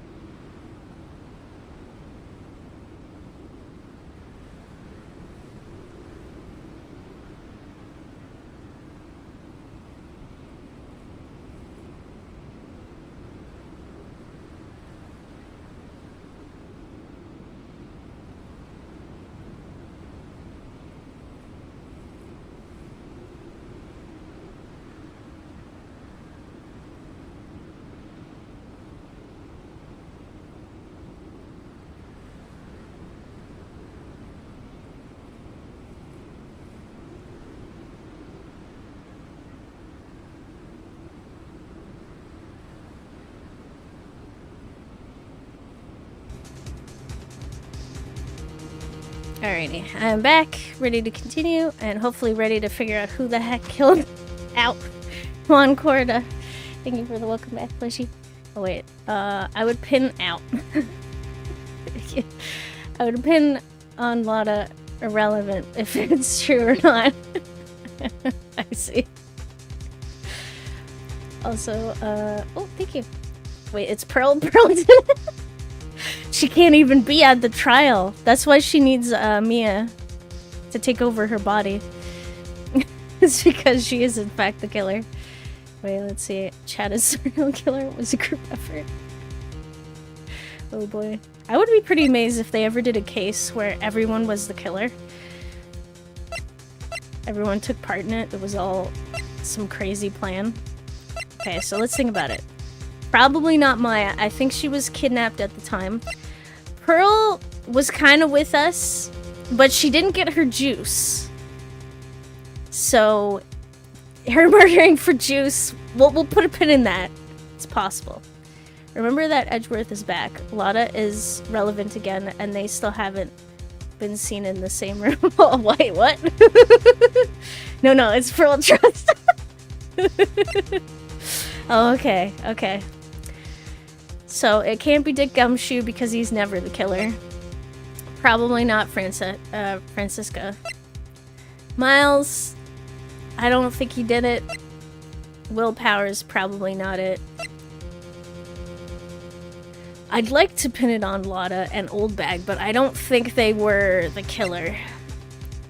Juan Corda, it would be very difficult for him to choke himself out with a scarf. I don't think it's possible. It's not Matt on guard because we don't want to, you know, pin it on him. So it's either Adrian Andrews or Pearl or Miles Edgeworth. That's the bet, I guess. Okay, we're going Miss Andrews. I hope I'm right, because I might lose.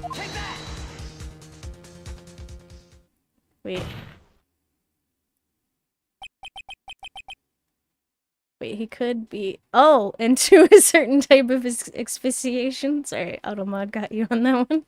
Wait, the killer is the one you most medium expect. Wait, no. I'm sorry. It has to be her. Miss, Adrian Andrews. I choose you! You're Mr. Corda's killer? Wait, why'd you have to say it that way? Like she was a Pokemon or something. What? Oh! We broke her glasses. I'm sorry, but we have to choose her. She seems to be the most likely. Order! Mr. Wright, this is a very grave matter. Do you have any evidence that supports your charge? God, I'm not the only one whose brain went to Pokemon. Yeah. She broke her glasses. How dare you? I'm sorry. Any evidence? I mean, all of the evidence points to her. To Miss Andrews. What? How preposterous. You can't stick any of that on me. You wore the costume after leaving the crime scene. Excuse me? Quit complaining. This is the only way you get out of the Pokeball. I can't. Can I? Would you care to test me?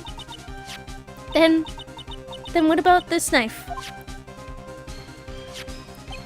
The knife was used to stab the victim after he had already been strangled to death. It was used to throw suspicion onto Mr. On Guard, naturally. A knife covered in the defendant's fingerprints could only be taken from his room. And the only one who had dinner with him and knew which knife to take was you. I can't support the slander on the pretty lady. I'm sorry. It has to happen. She's a killer. Do you want this pretty lady to be let loose and to kill again? Tisk. Then what? What about the button that was found in Matt's Hakama? This button was removed from the victim's body after he had already died. The only people who could have done so were the person who found his body or the killer. Pretty lady on pretty... Lady Violets. However, if Mr. Engard was the real killer, there's no way he would have put such incriminating evidence in his own Hakama. Nah! So many glasses are being destroyed in this case. This is upsetting to me.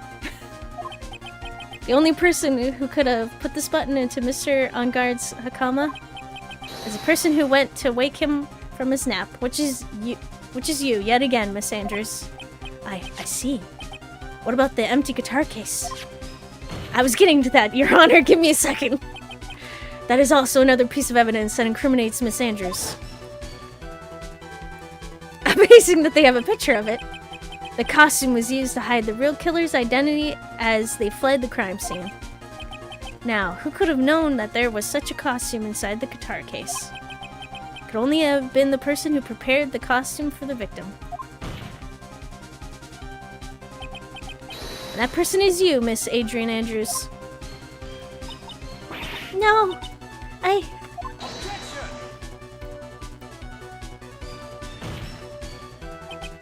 But Miss Andrews' fingerprints were nowhere to be found on the guitar case. And it was you who proved that she was not wearing gloves at the time. That's right. That's because she did not intend to leave any prints. She rubbed them off. Betrayal, I trusted you, I'm sorry. But all the evidence points to her. Am I supposed to pick someone else? If anyone had found out that she had touched the case, they would have asked her why. So to avoid leaving any prints, she used a towel or something else to open it. But the glass of tomato juice is a different story. Miss Andrews purposely left her fingerprints on the glass to show that yes, indeed, she was the classic Days discoverer of a dead body. This betrayal is worse than Anakin on Obi-Wan. You were like a brother to me, Anakin. I loved you. Oh boy. And on top, and to top it all off, there is this photo. Anakin, I hate you. Oh my goodness. A photo of the killer as they exited the scene of the crime. I don't see how this is a betrayal. No reasonable person on Earth would believe this nickel samurai is Mr. Engard. Never trusted him from the start. Oh. He would be much too short for his own costume if it was him. Speaking of how tall people are, Miss Andrews, you're also kind of short in stature, are you not? Please, stop. I have all the evidence. Well, how about it, Miss Andrews?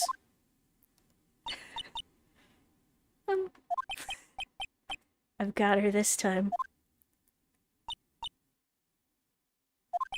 Miss Andrews? Wait, why are you making fun of her physical stature? I'm not making fun of it! I have not begun to badger her. I refuse to testify. What was that? There's a law. It says I can't be forced to testify about something if it can incriminate me. Okay. Well, yes. You are absolutely correct, Miss Andrews. The law does provide us with a way to avoid self-incrimination. By allowing a witness to not testify if the testimony can cause damage to themselves. What?! She pleads the fifth. Pleading the fifth is not something... Oh, it is! Okay, not something most people would think to do on the spot. Actually, thinking back to yesterday in Mr. Engard's room. Yep. Adrian Andrews.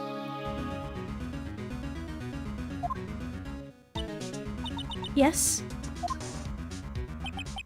Think hard about what we just discussed. Understood. Alright. The 5th. Japan doesn't have amendments. Does not. We're in Jamaica. Jamaica?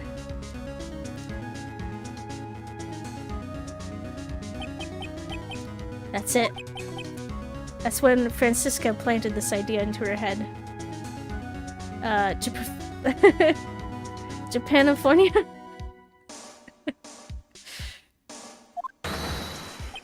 She must have told Miss Andrews to not testify if things look bad. Did a good job proving everything up to this point, Phoenix. But there is still one thing you haven't done. Something I haven't done? Heh, heh, heh. What's wrong, Wright? Are you finished already? Run out of evidence? What is so humorous, Mr. Edgeworth? I'm sure you realize this as well, Your Honor. But everything the good lawyer here has proven up to this point is meaningless. What? Everything you have proven is circumstantial. Circumstantial? Yes, circumstantial. You have yet to prove a single piece of definitive proof. Proof that Miss Andrews did in fact harbor a wish to murder Mr. Corda. Oh, I have that. Wait, Jinx, you owe me a normal American hamburger. Certainly not a rice ball. Wait, what? Miss Andrews, did you want to kill Mr. Corda? I believe this may lead to me incriminating myself, so I will abstain from answering. Miss Andrews, if you do that, it would be the same as admitting your guilt, don't you think? Maybe so, or maybe not. There's nothing to prove it either way. Besides, you don't even know what crime I would be guilty of due to my silence. No! She's taking the defiant attitude again. Make her cry! Oh my god, she's definitely talking a lot after pleading the 5th. Mia, what should we do? Somehow we've landed in the worst possible situation. Silence, bro. She's talked a whole novel. I think we have reached a certain conclusion at this point in time. Miss Adrian Andrews has refused to testify, and the defendant's theory that she is the actual murderer has not been fully substantiated with solid definitive proof. But that's not true! In this situation, there is only one thing this court can do, and that is to declare a recess. Recess? I request that both the prosecution and defense look further into this matter. And at tomorrow's trial... Tomorrow?!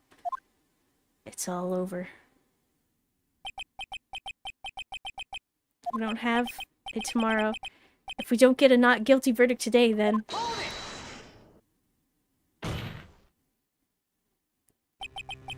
Please wait, Your Honor. That's not necessary. Now this is the time for a surprise entrance, Maya. Yeah, this would be good. I was walking and I heard racist instead of recess. Wait, did I mispronounce recess? We're gonna take a racist. The trial. Please continue the trial. What are you sweating for?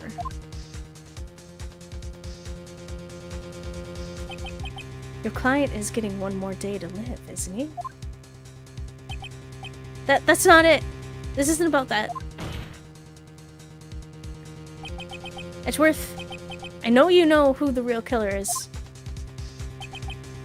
Please, let the trial continue. Maya doesn't... Wait. This trial cannot continue. The court calls for a racist. Oh, jeez. Maya, doesn't fit any... Wait, doesn't fit anymore. The U-18 Wright agency policy. Pearl would be fine to take her place. And Perla's better than Maya to channeling. Oh no. But we can't lose her! If I don't get the verdict, then Maya... Oh, did you not know? Did we not discuss this?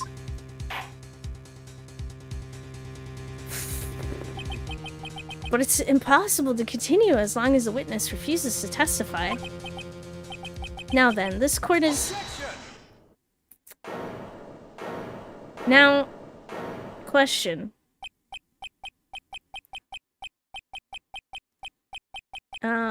If I do some heinous things, you know, like threaten to cut her hair off and shave her bald or something, I'll be more reasonable, you know, instead of graphic. Maybe, you know, we can convince her to keep testifying, or we'll do some terrible things. Like call her boss and tell her to fire her or something. Like, I don't know. I was thinking of pulling fingernails, but I think that's a little too far. Also, hi, Steve the Wizard. How's it going? I think that counts as harassing the witness. I object. Also, hi, is it, Digi? Please correct me if I'm wrong. I just discovered your channel. Oh, hi, and welcome. It is not impossible for this trial to continue. Mr. Edgeworth? What are you? That isn't the that isn't the defense's job? Wait, what? What did you think of Francisca getting shot? A little bit pleased because, you know, I do miss Edgeworth, and I'm glad, you know, that he's back, but also I am curious as to who shot her. I'm assuming it's to kill her. But I'm not too upset about it. That's the police. Now get Gumshoe in here so he can show why Japan has a 99% conviction rate. Oh, jeez. Mr. Edgeworth, what are you... Wait, are you... It's true, Miss Andrews holds the right against self-incrimination, however. If the topic of conversation were something unrelated to whatever she may be guilty of, then she has no right to withhold testimony. Yes, that is very true, but actually, there is one little thing that I'm curious about. Miss Andrews. Dun, dun, dun. When you found the victim's dead body, you poured yourself a glass of juice. Yeah, why did you pour yourself a drink? Not doing so hot right now. Oh no, feeling kind of ill. And apparently my cell provider network is out nationwide, but I did get a nice big blanket in the mail this morning, so I've at least got that going for me. Oh no. I hope you feel better soon. And that, well, the provider comes back on as soon as possible. Yes, and... I can't help but think how unnatural that is. Usually when one finds a body, they are shaken up and not stirring a glass of juice. This is so ridiculous. So my actions were unusual, but I've already... Before you speak, I want to state that if you have a reason behind your actions, I would like you to testify to that effect. Testify? Your Honor, I would like to request that the witness testify again as to what happened when she first discovered the victim's body. Whatever we find out in this testimony should in no way incriminate the witness. Oh. Well, Regina was so happy in the last game. Wait, what? Wait. She poured out one. She poured out one for the homies. Wait, the line was a subtle James Bond reference. Oh yeah, the shaken not stirred. I don't know what it is about Edgeworth today, but I can't get a good read off of him. Is he friend or foe? I just don't know.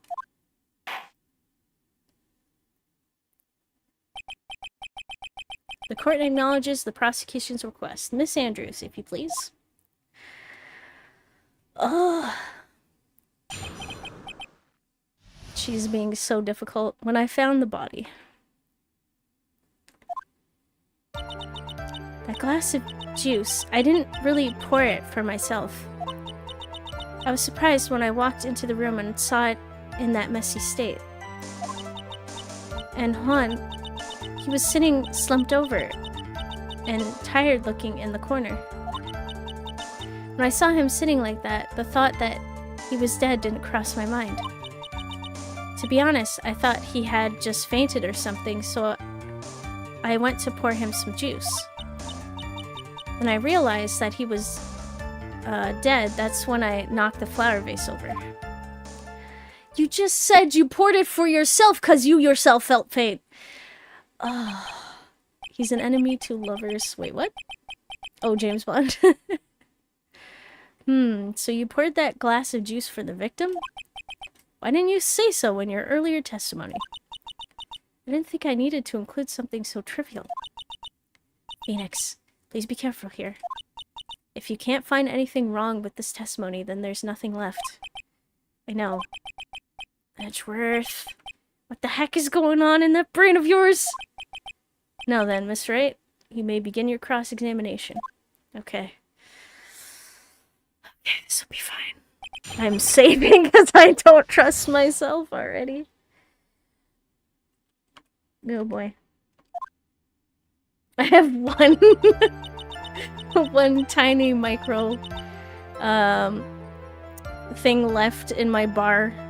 My health bar. Okay, save. Okay. You didn't pour it out for yourself. 1 HP and a train. Yep. But there wasn't anyone else in the room, right? 1 health wonder. It's clutch or kick. Yep. Of course not. Then who did you pour it for? Mr. Wright, there is a rhyme and reason for everything. Can you wait just a little longer for it to be revealed to you? In other words, Wright, be quiet and listen. Precisely. I couldn't have said it better myself. I didn't hear no gavel? Wait, what? Okay. I was surprised when I walked into the room and then saw it in that messy state. Okay.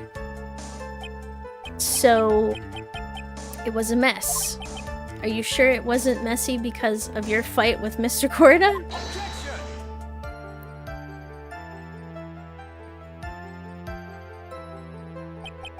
I understand your frustrations at not being able to prove your theory. However, before you go accusing people of crimes, go find yourself some evidence. This is so sassy. You have 1 HP. In last case, you told the judge... Wait, had murder weapon? Wait, what? You have 1 HP because in the last case you told the judge you had the murder weapon? Well, I messed that part up. Wait, I didn't hear a bell equals I can still fight. Oh, I see.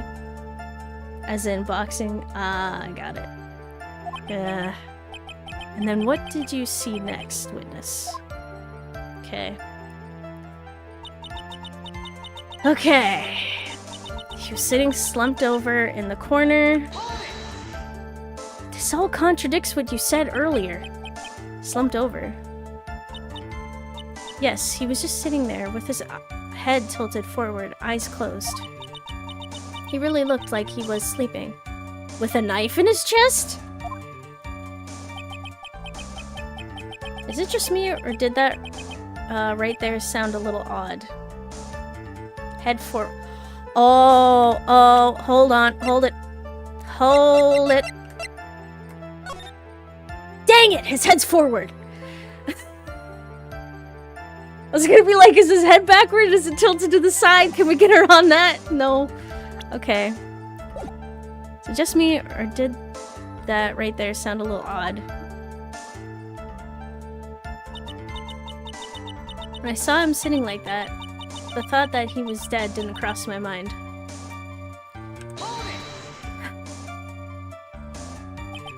Then what did cross your mind?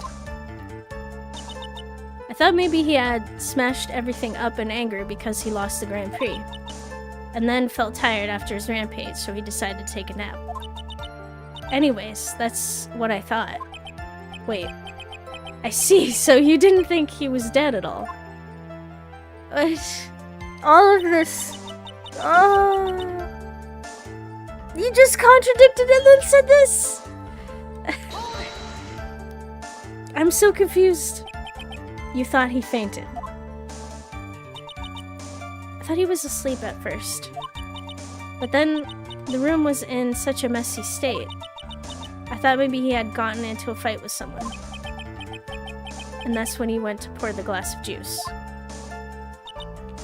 Yes, he always had a hard time waking up. So Juan always has a glass of tomato juice to drink. I see. And after that, what happened next? He's dead, Jim. Yeah. Then I realized that he was dead. That's when I knocked the flower vase over. Okay. And how did you come to the realization he wasn't, in fact, dead? I shook him over and over, but I never got a response. So I set the glass down on the dresser and tried to take his pulse. I was shocked and staggered backward. And knocked the flower vase over. So that's what happened. Yes. This is what it all comes down to. Huh? This is the absolute end for both sides, and Andrea is letting her guard down. Phoenix, now is our best chance yet to kill the prosecution's case. Isn't that a bit harsh? Miss Andrews, will you tell us the truth this time? Okay. So, a point was brought up.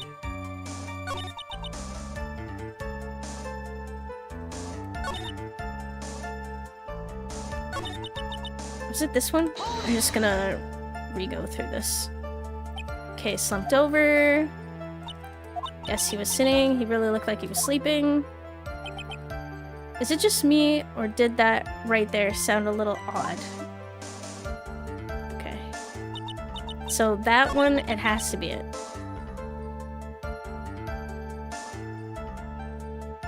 In the corner.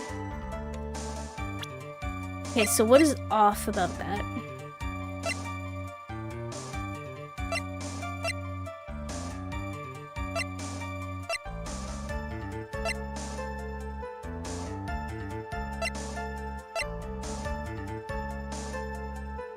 Maybe the photo of the crime scene? I mean, how could she think he wasn't dead? Yeah, so I don't trust the logic of this game anymore. Not that I did to begin with. But my assumption is you look at the crime photo, how could you not think he's dead? Or something's off. He's blood on the front of his clothes. I'm thinking, okay, I'm betting it all on this photo. It has to be it. 'Cause what else could it be? Please tell me this is correct. Your Honor, what do you think? No. What do you think about the witness's statement? I'm not sure. I follow you. It clearly, No! That doesn't make any sense! What do you mean?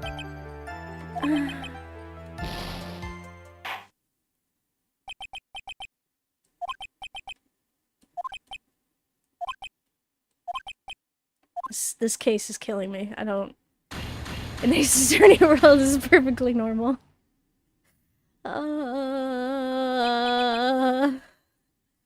Okay, I got it.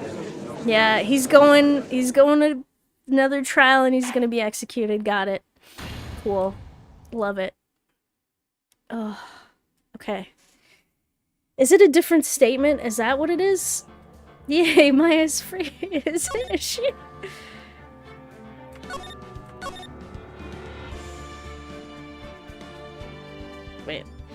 Can we... I want to load. I think I clicked too fast. Okay.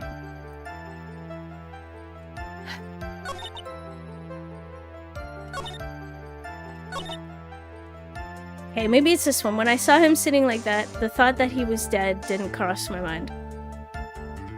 So, EP? Well, Pro could channel her now. Oh, that's right!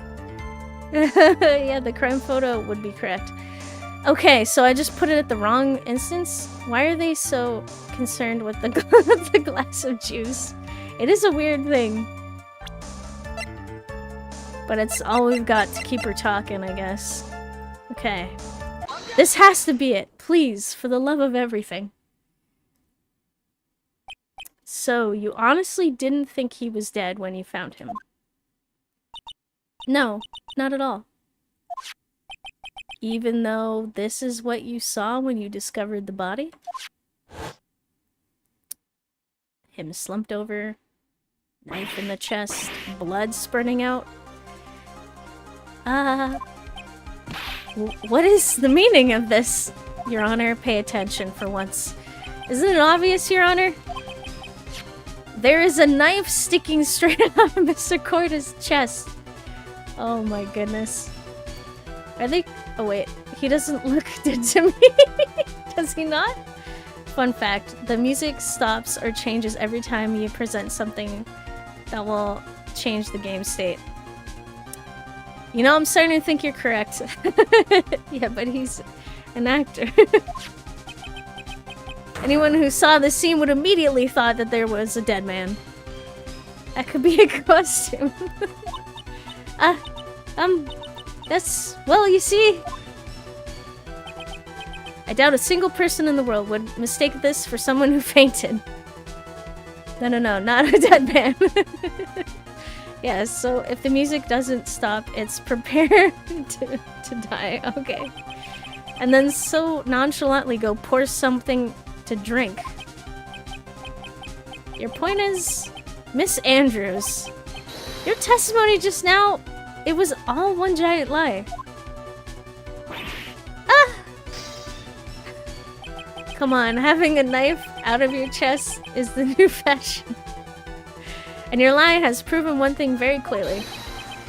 That you are the real killer. I swear, you plead the fifth again. Oh no, her glasses. Yeah. No!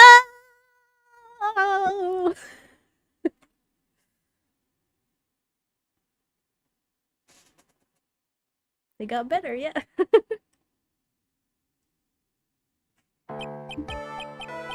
Looks like the defense has somehow brought the ugly truth to light. No, fake news. I don't know, she seems so dumb to be a killer. Oh no. The defendant, Mr. Madongard, is not guilty after all. But that's impossible. You're wrong. Miss Andrews, try to have some composure. It wasn't me. It wasn't me, I tell you. It was Matt. I swear it. He's the one who killed Juan.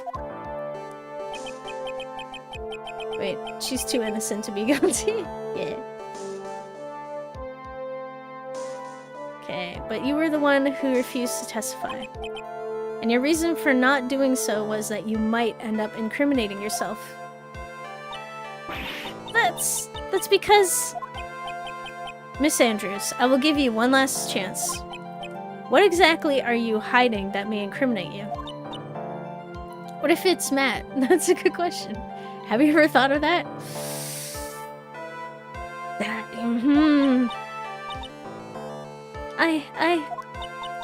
I refuse to testify.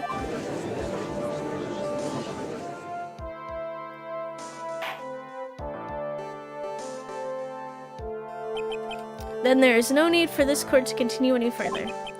Mr. Matt Ungard's innocence has been clearly demonstrated. Is it over? Have we found the truth at last? Oh my god, Phoenix, you're a lawyer. You know you can't hold someone pleading the fifth against them. That's the entire purpose of the Fifth Amendment. But it has no sense yet. She's sounding like... Wait, Kanye West in that one song? Wait, what? let me testify, come up with the club looking extra fly till the day I die. I'm gonna touch the sky. Wait, what? She doesn't testify. She's confirmed suspect. I see. Have we found the truth at last? What's wrong, Phoenix? Usually the real killer confesses his or her guilt. And now that I think about it, this is the first time someone hasn't. Phoenix, we did it! Let it happen! Now then, I would like to hand down my verdict for Mr. Matt on guard. Uh-oh. No! I knew it was Matt. Your Honor, the prosecution feels that it would be premature to pass down a verdict at this time. No! What are you doing? Anyone named Matt is crazy, sussy. What? The reason is quite simple. Oh, come on. Seriously? If you drag out this trial, or get it postponed till tomorrow, this witness has yet to speak the absolute real truth. My god. Yeah, every criminal confesses everyone. Aw, no, don't tell me! Because this will be dragged out till tomorrow and then Maya's gonna go. Pegasus is using his Millennium Maya. He's cheating.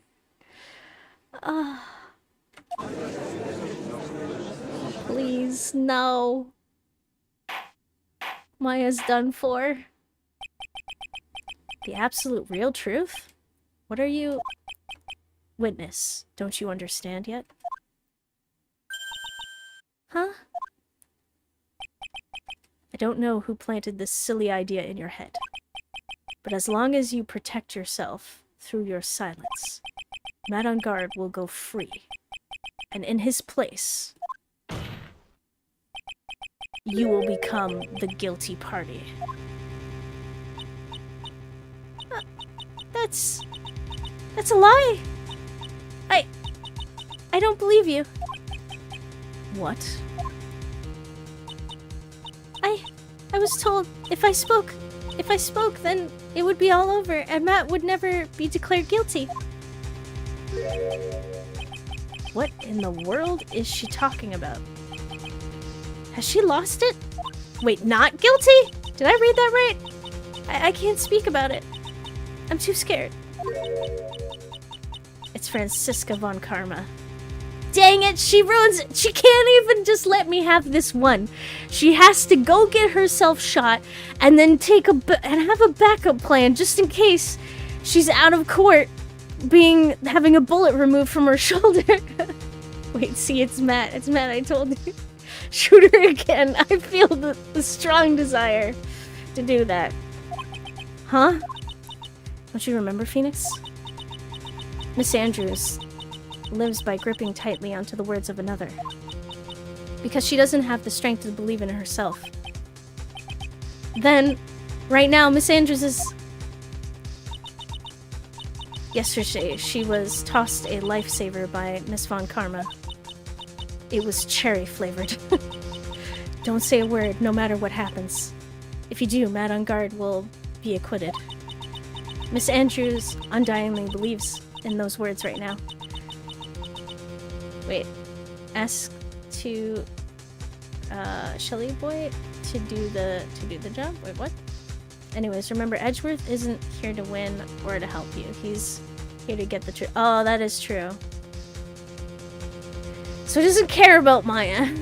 But if Phoenix hired Shelly, he becomes the client and Shelly has to free Maya. Wait, what? The solution? Oh wait, are you referring to the killer? Everyone hates Fucker. Okay, so Miss Andrews undyingly believes in these words right now and is clinging onto them. Then what should we do? This is the first time I've ever come across anything like this. Alright. But Miss Andrews has to be the killer, right?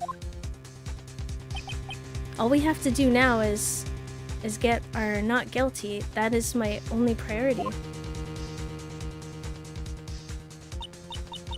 It wasn't me.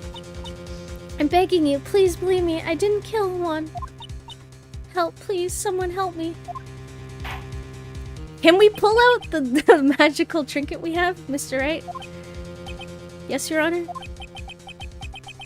The court can't continue on like this. Therefore, I'd like to hear what you intend to do.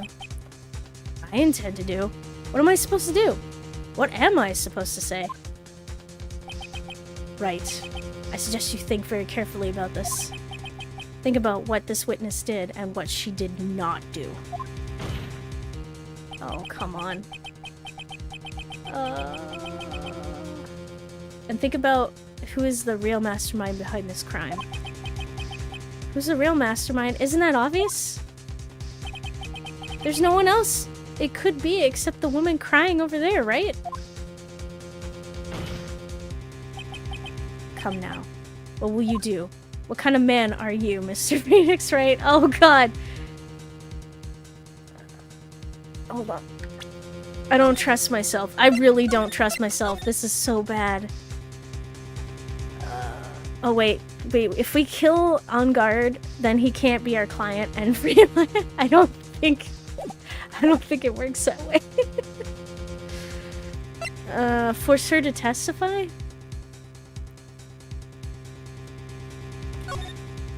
We gotta finish this out to the end, don't we?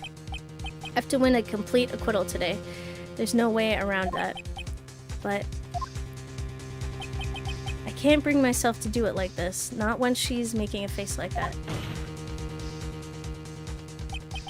Miss Andrews, I'd like to know what you are really hiding. Mr. Wright! Are you sure you know what you're doing? Sure, Mr. Ungard would get an acquittal, but in his place, he'd be found... you would be found guilty. Is this how you really want this trial to end? Be quiet. How dare you? You're trying to trick me. Oh my god. So, can you pass me the gavel? I just want to bonk her off the brain just real quick. That's enough. I commend you for trying, Mr. Edgeworth. However, it's clear that the defense's theory is the truth. You're wrong! Do you have something, Edgeworth? Court is fine. Refrain from violence. I can't help it. There's some witnesses. What a shame. I had hoped things wouldn't come to this, however. What is it, Mr. Edgeworth? Miss Andrews, since you absolutely refuse to testify, it falls on my shoulders to disclose this to the court. Oh. Stop! Mr. Edgeworth! Oh! This witness. How should I put this? She has an illness. Oh, here we go. Nonsense violence is a question and the answer is bonker. What? And because of this illness, she had tried to commit suicide in the past. Stop! Please stop! No matter how much you want to hide it, it's no use. I have the evidence right here. Wait, Edgeworth isn't on anyone's side, he's on the side of the truth. Amazing. Oh, that's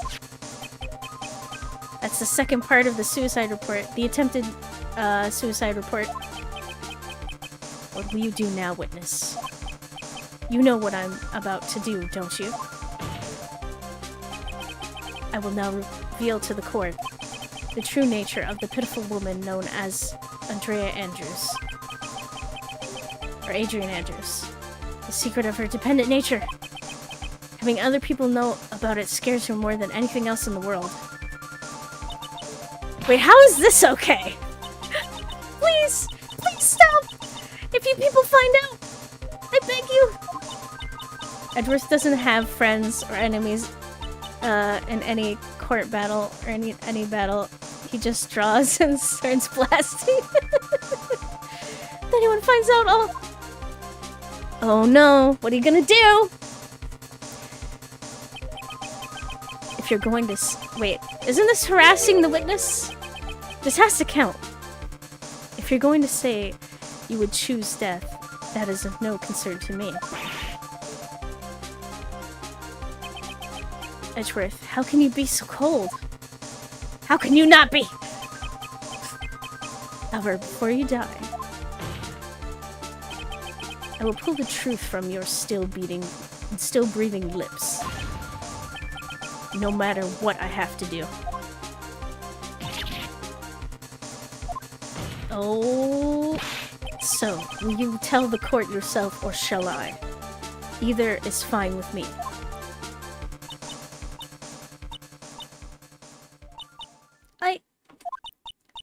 I'll talk, but please, help me. Okay. Updated trauma list added to Please don't tell them. It'll ruin me, Edgeworth. Doesn't sound like any of this is my problem. All I care about is getting the right person in prison. Oh, wow. Nothing matters anymore.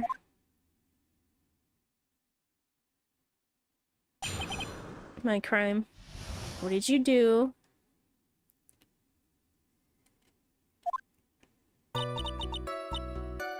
When I first saw him, I really thought he had fainted. Honest. When I realized he was dead, that was when I formulated my plan. Once I made sure there was no one in the hallway, I made a dash back to Matt's room. And then I stabbed Juan's dead body with the knife and ripped off the button.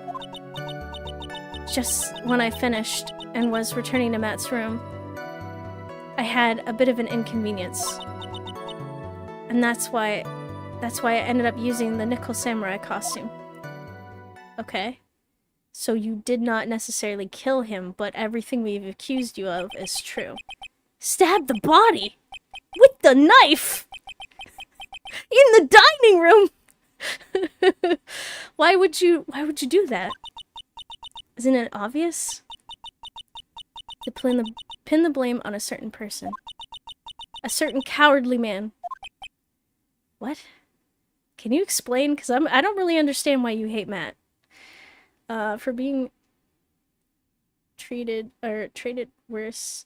Wait, being treated worse than Larry Butt. Seems like Edgeworth here purely hates her. Oh, wow. What? What do you mean by all of this? It might take this court a little while to understand, but...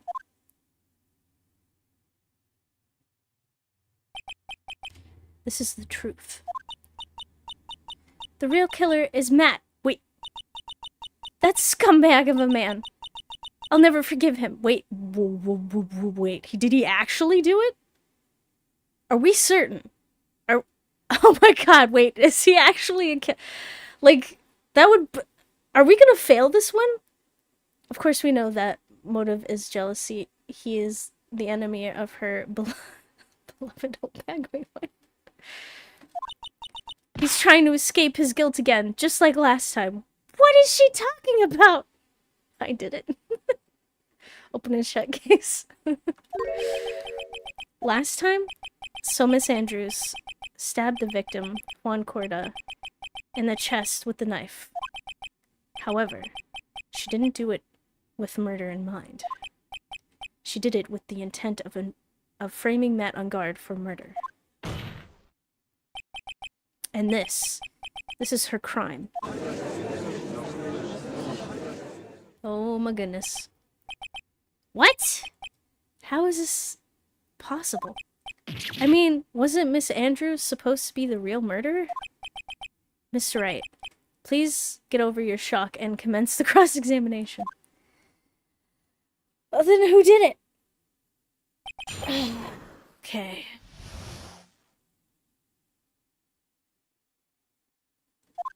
Why did you do this?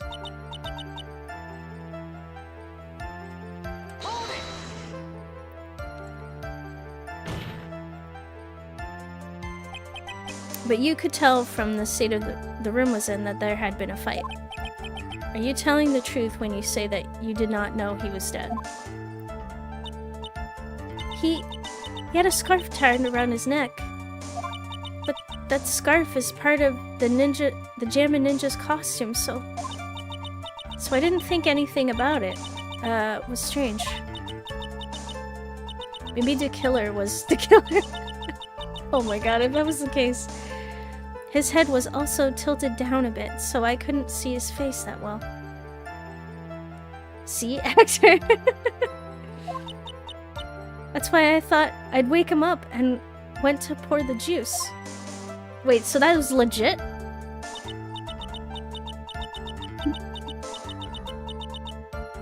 Okay, you formulated plan. Go on. What is this plan you had? I knew right away the murderer was Matt. I knew because, one, he was going to expose Matt's weak point to the world. So Matt did this to stop Juan and silence him for good. That's when I thought I should forge some evidence and pin this crime on Matt. So the 4 pieces of evidence were the knife and the button. The first thing that came to mind was to plant the knife. Okay. He went back to his room, grabbed the knife. That was so you could get the knife, correct? The knife Matt used at dinner had his fingerprints all over it. I thought if I used that, then the police would certainly turn their eyes towards him. Okay. Matt was napping with his costume on at the time. I slipped in, took the knife, and returned to the scene of the crime. Okay, makes sense. You stabbed the body, ripped off the button.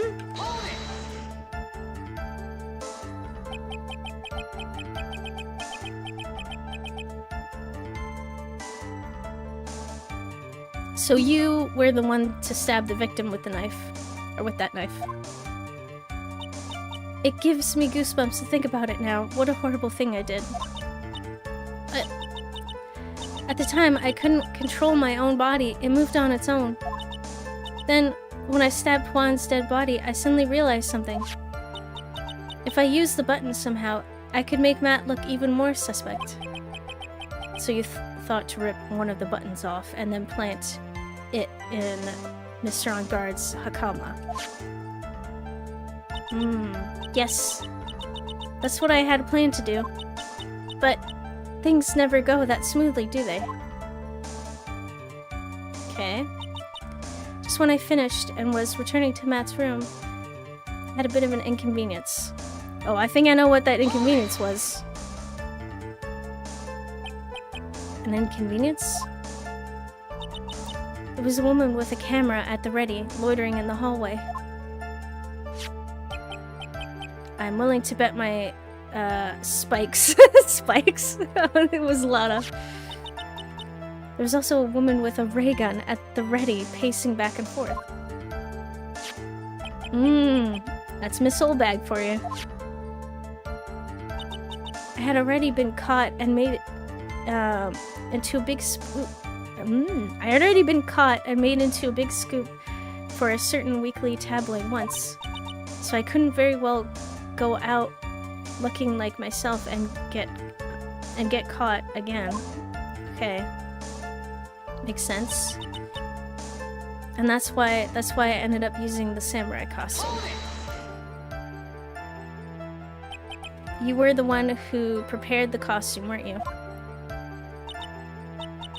Yes, I took it from Global Studios. I also put it into Juan's guitar case the day before the award ceremony. You did this in preparation for the press conference, correct?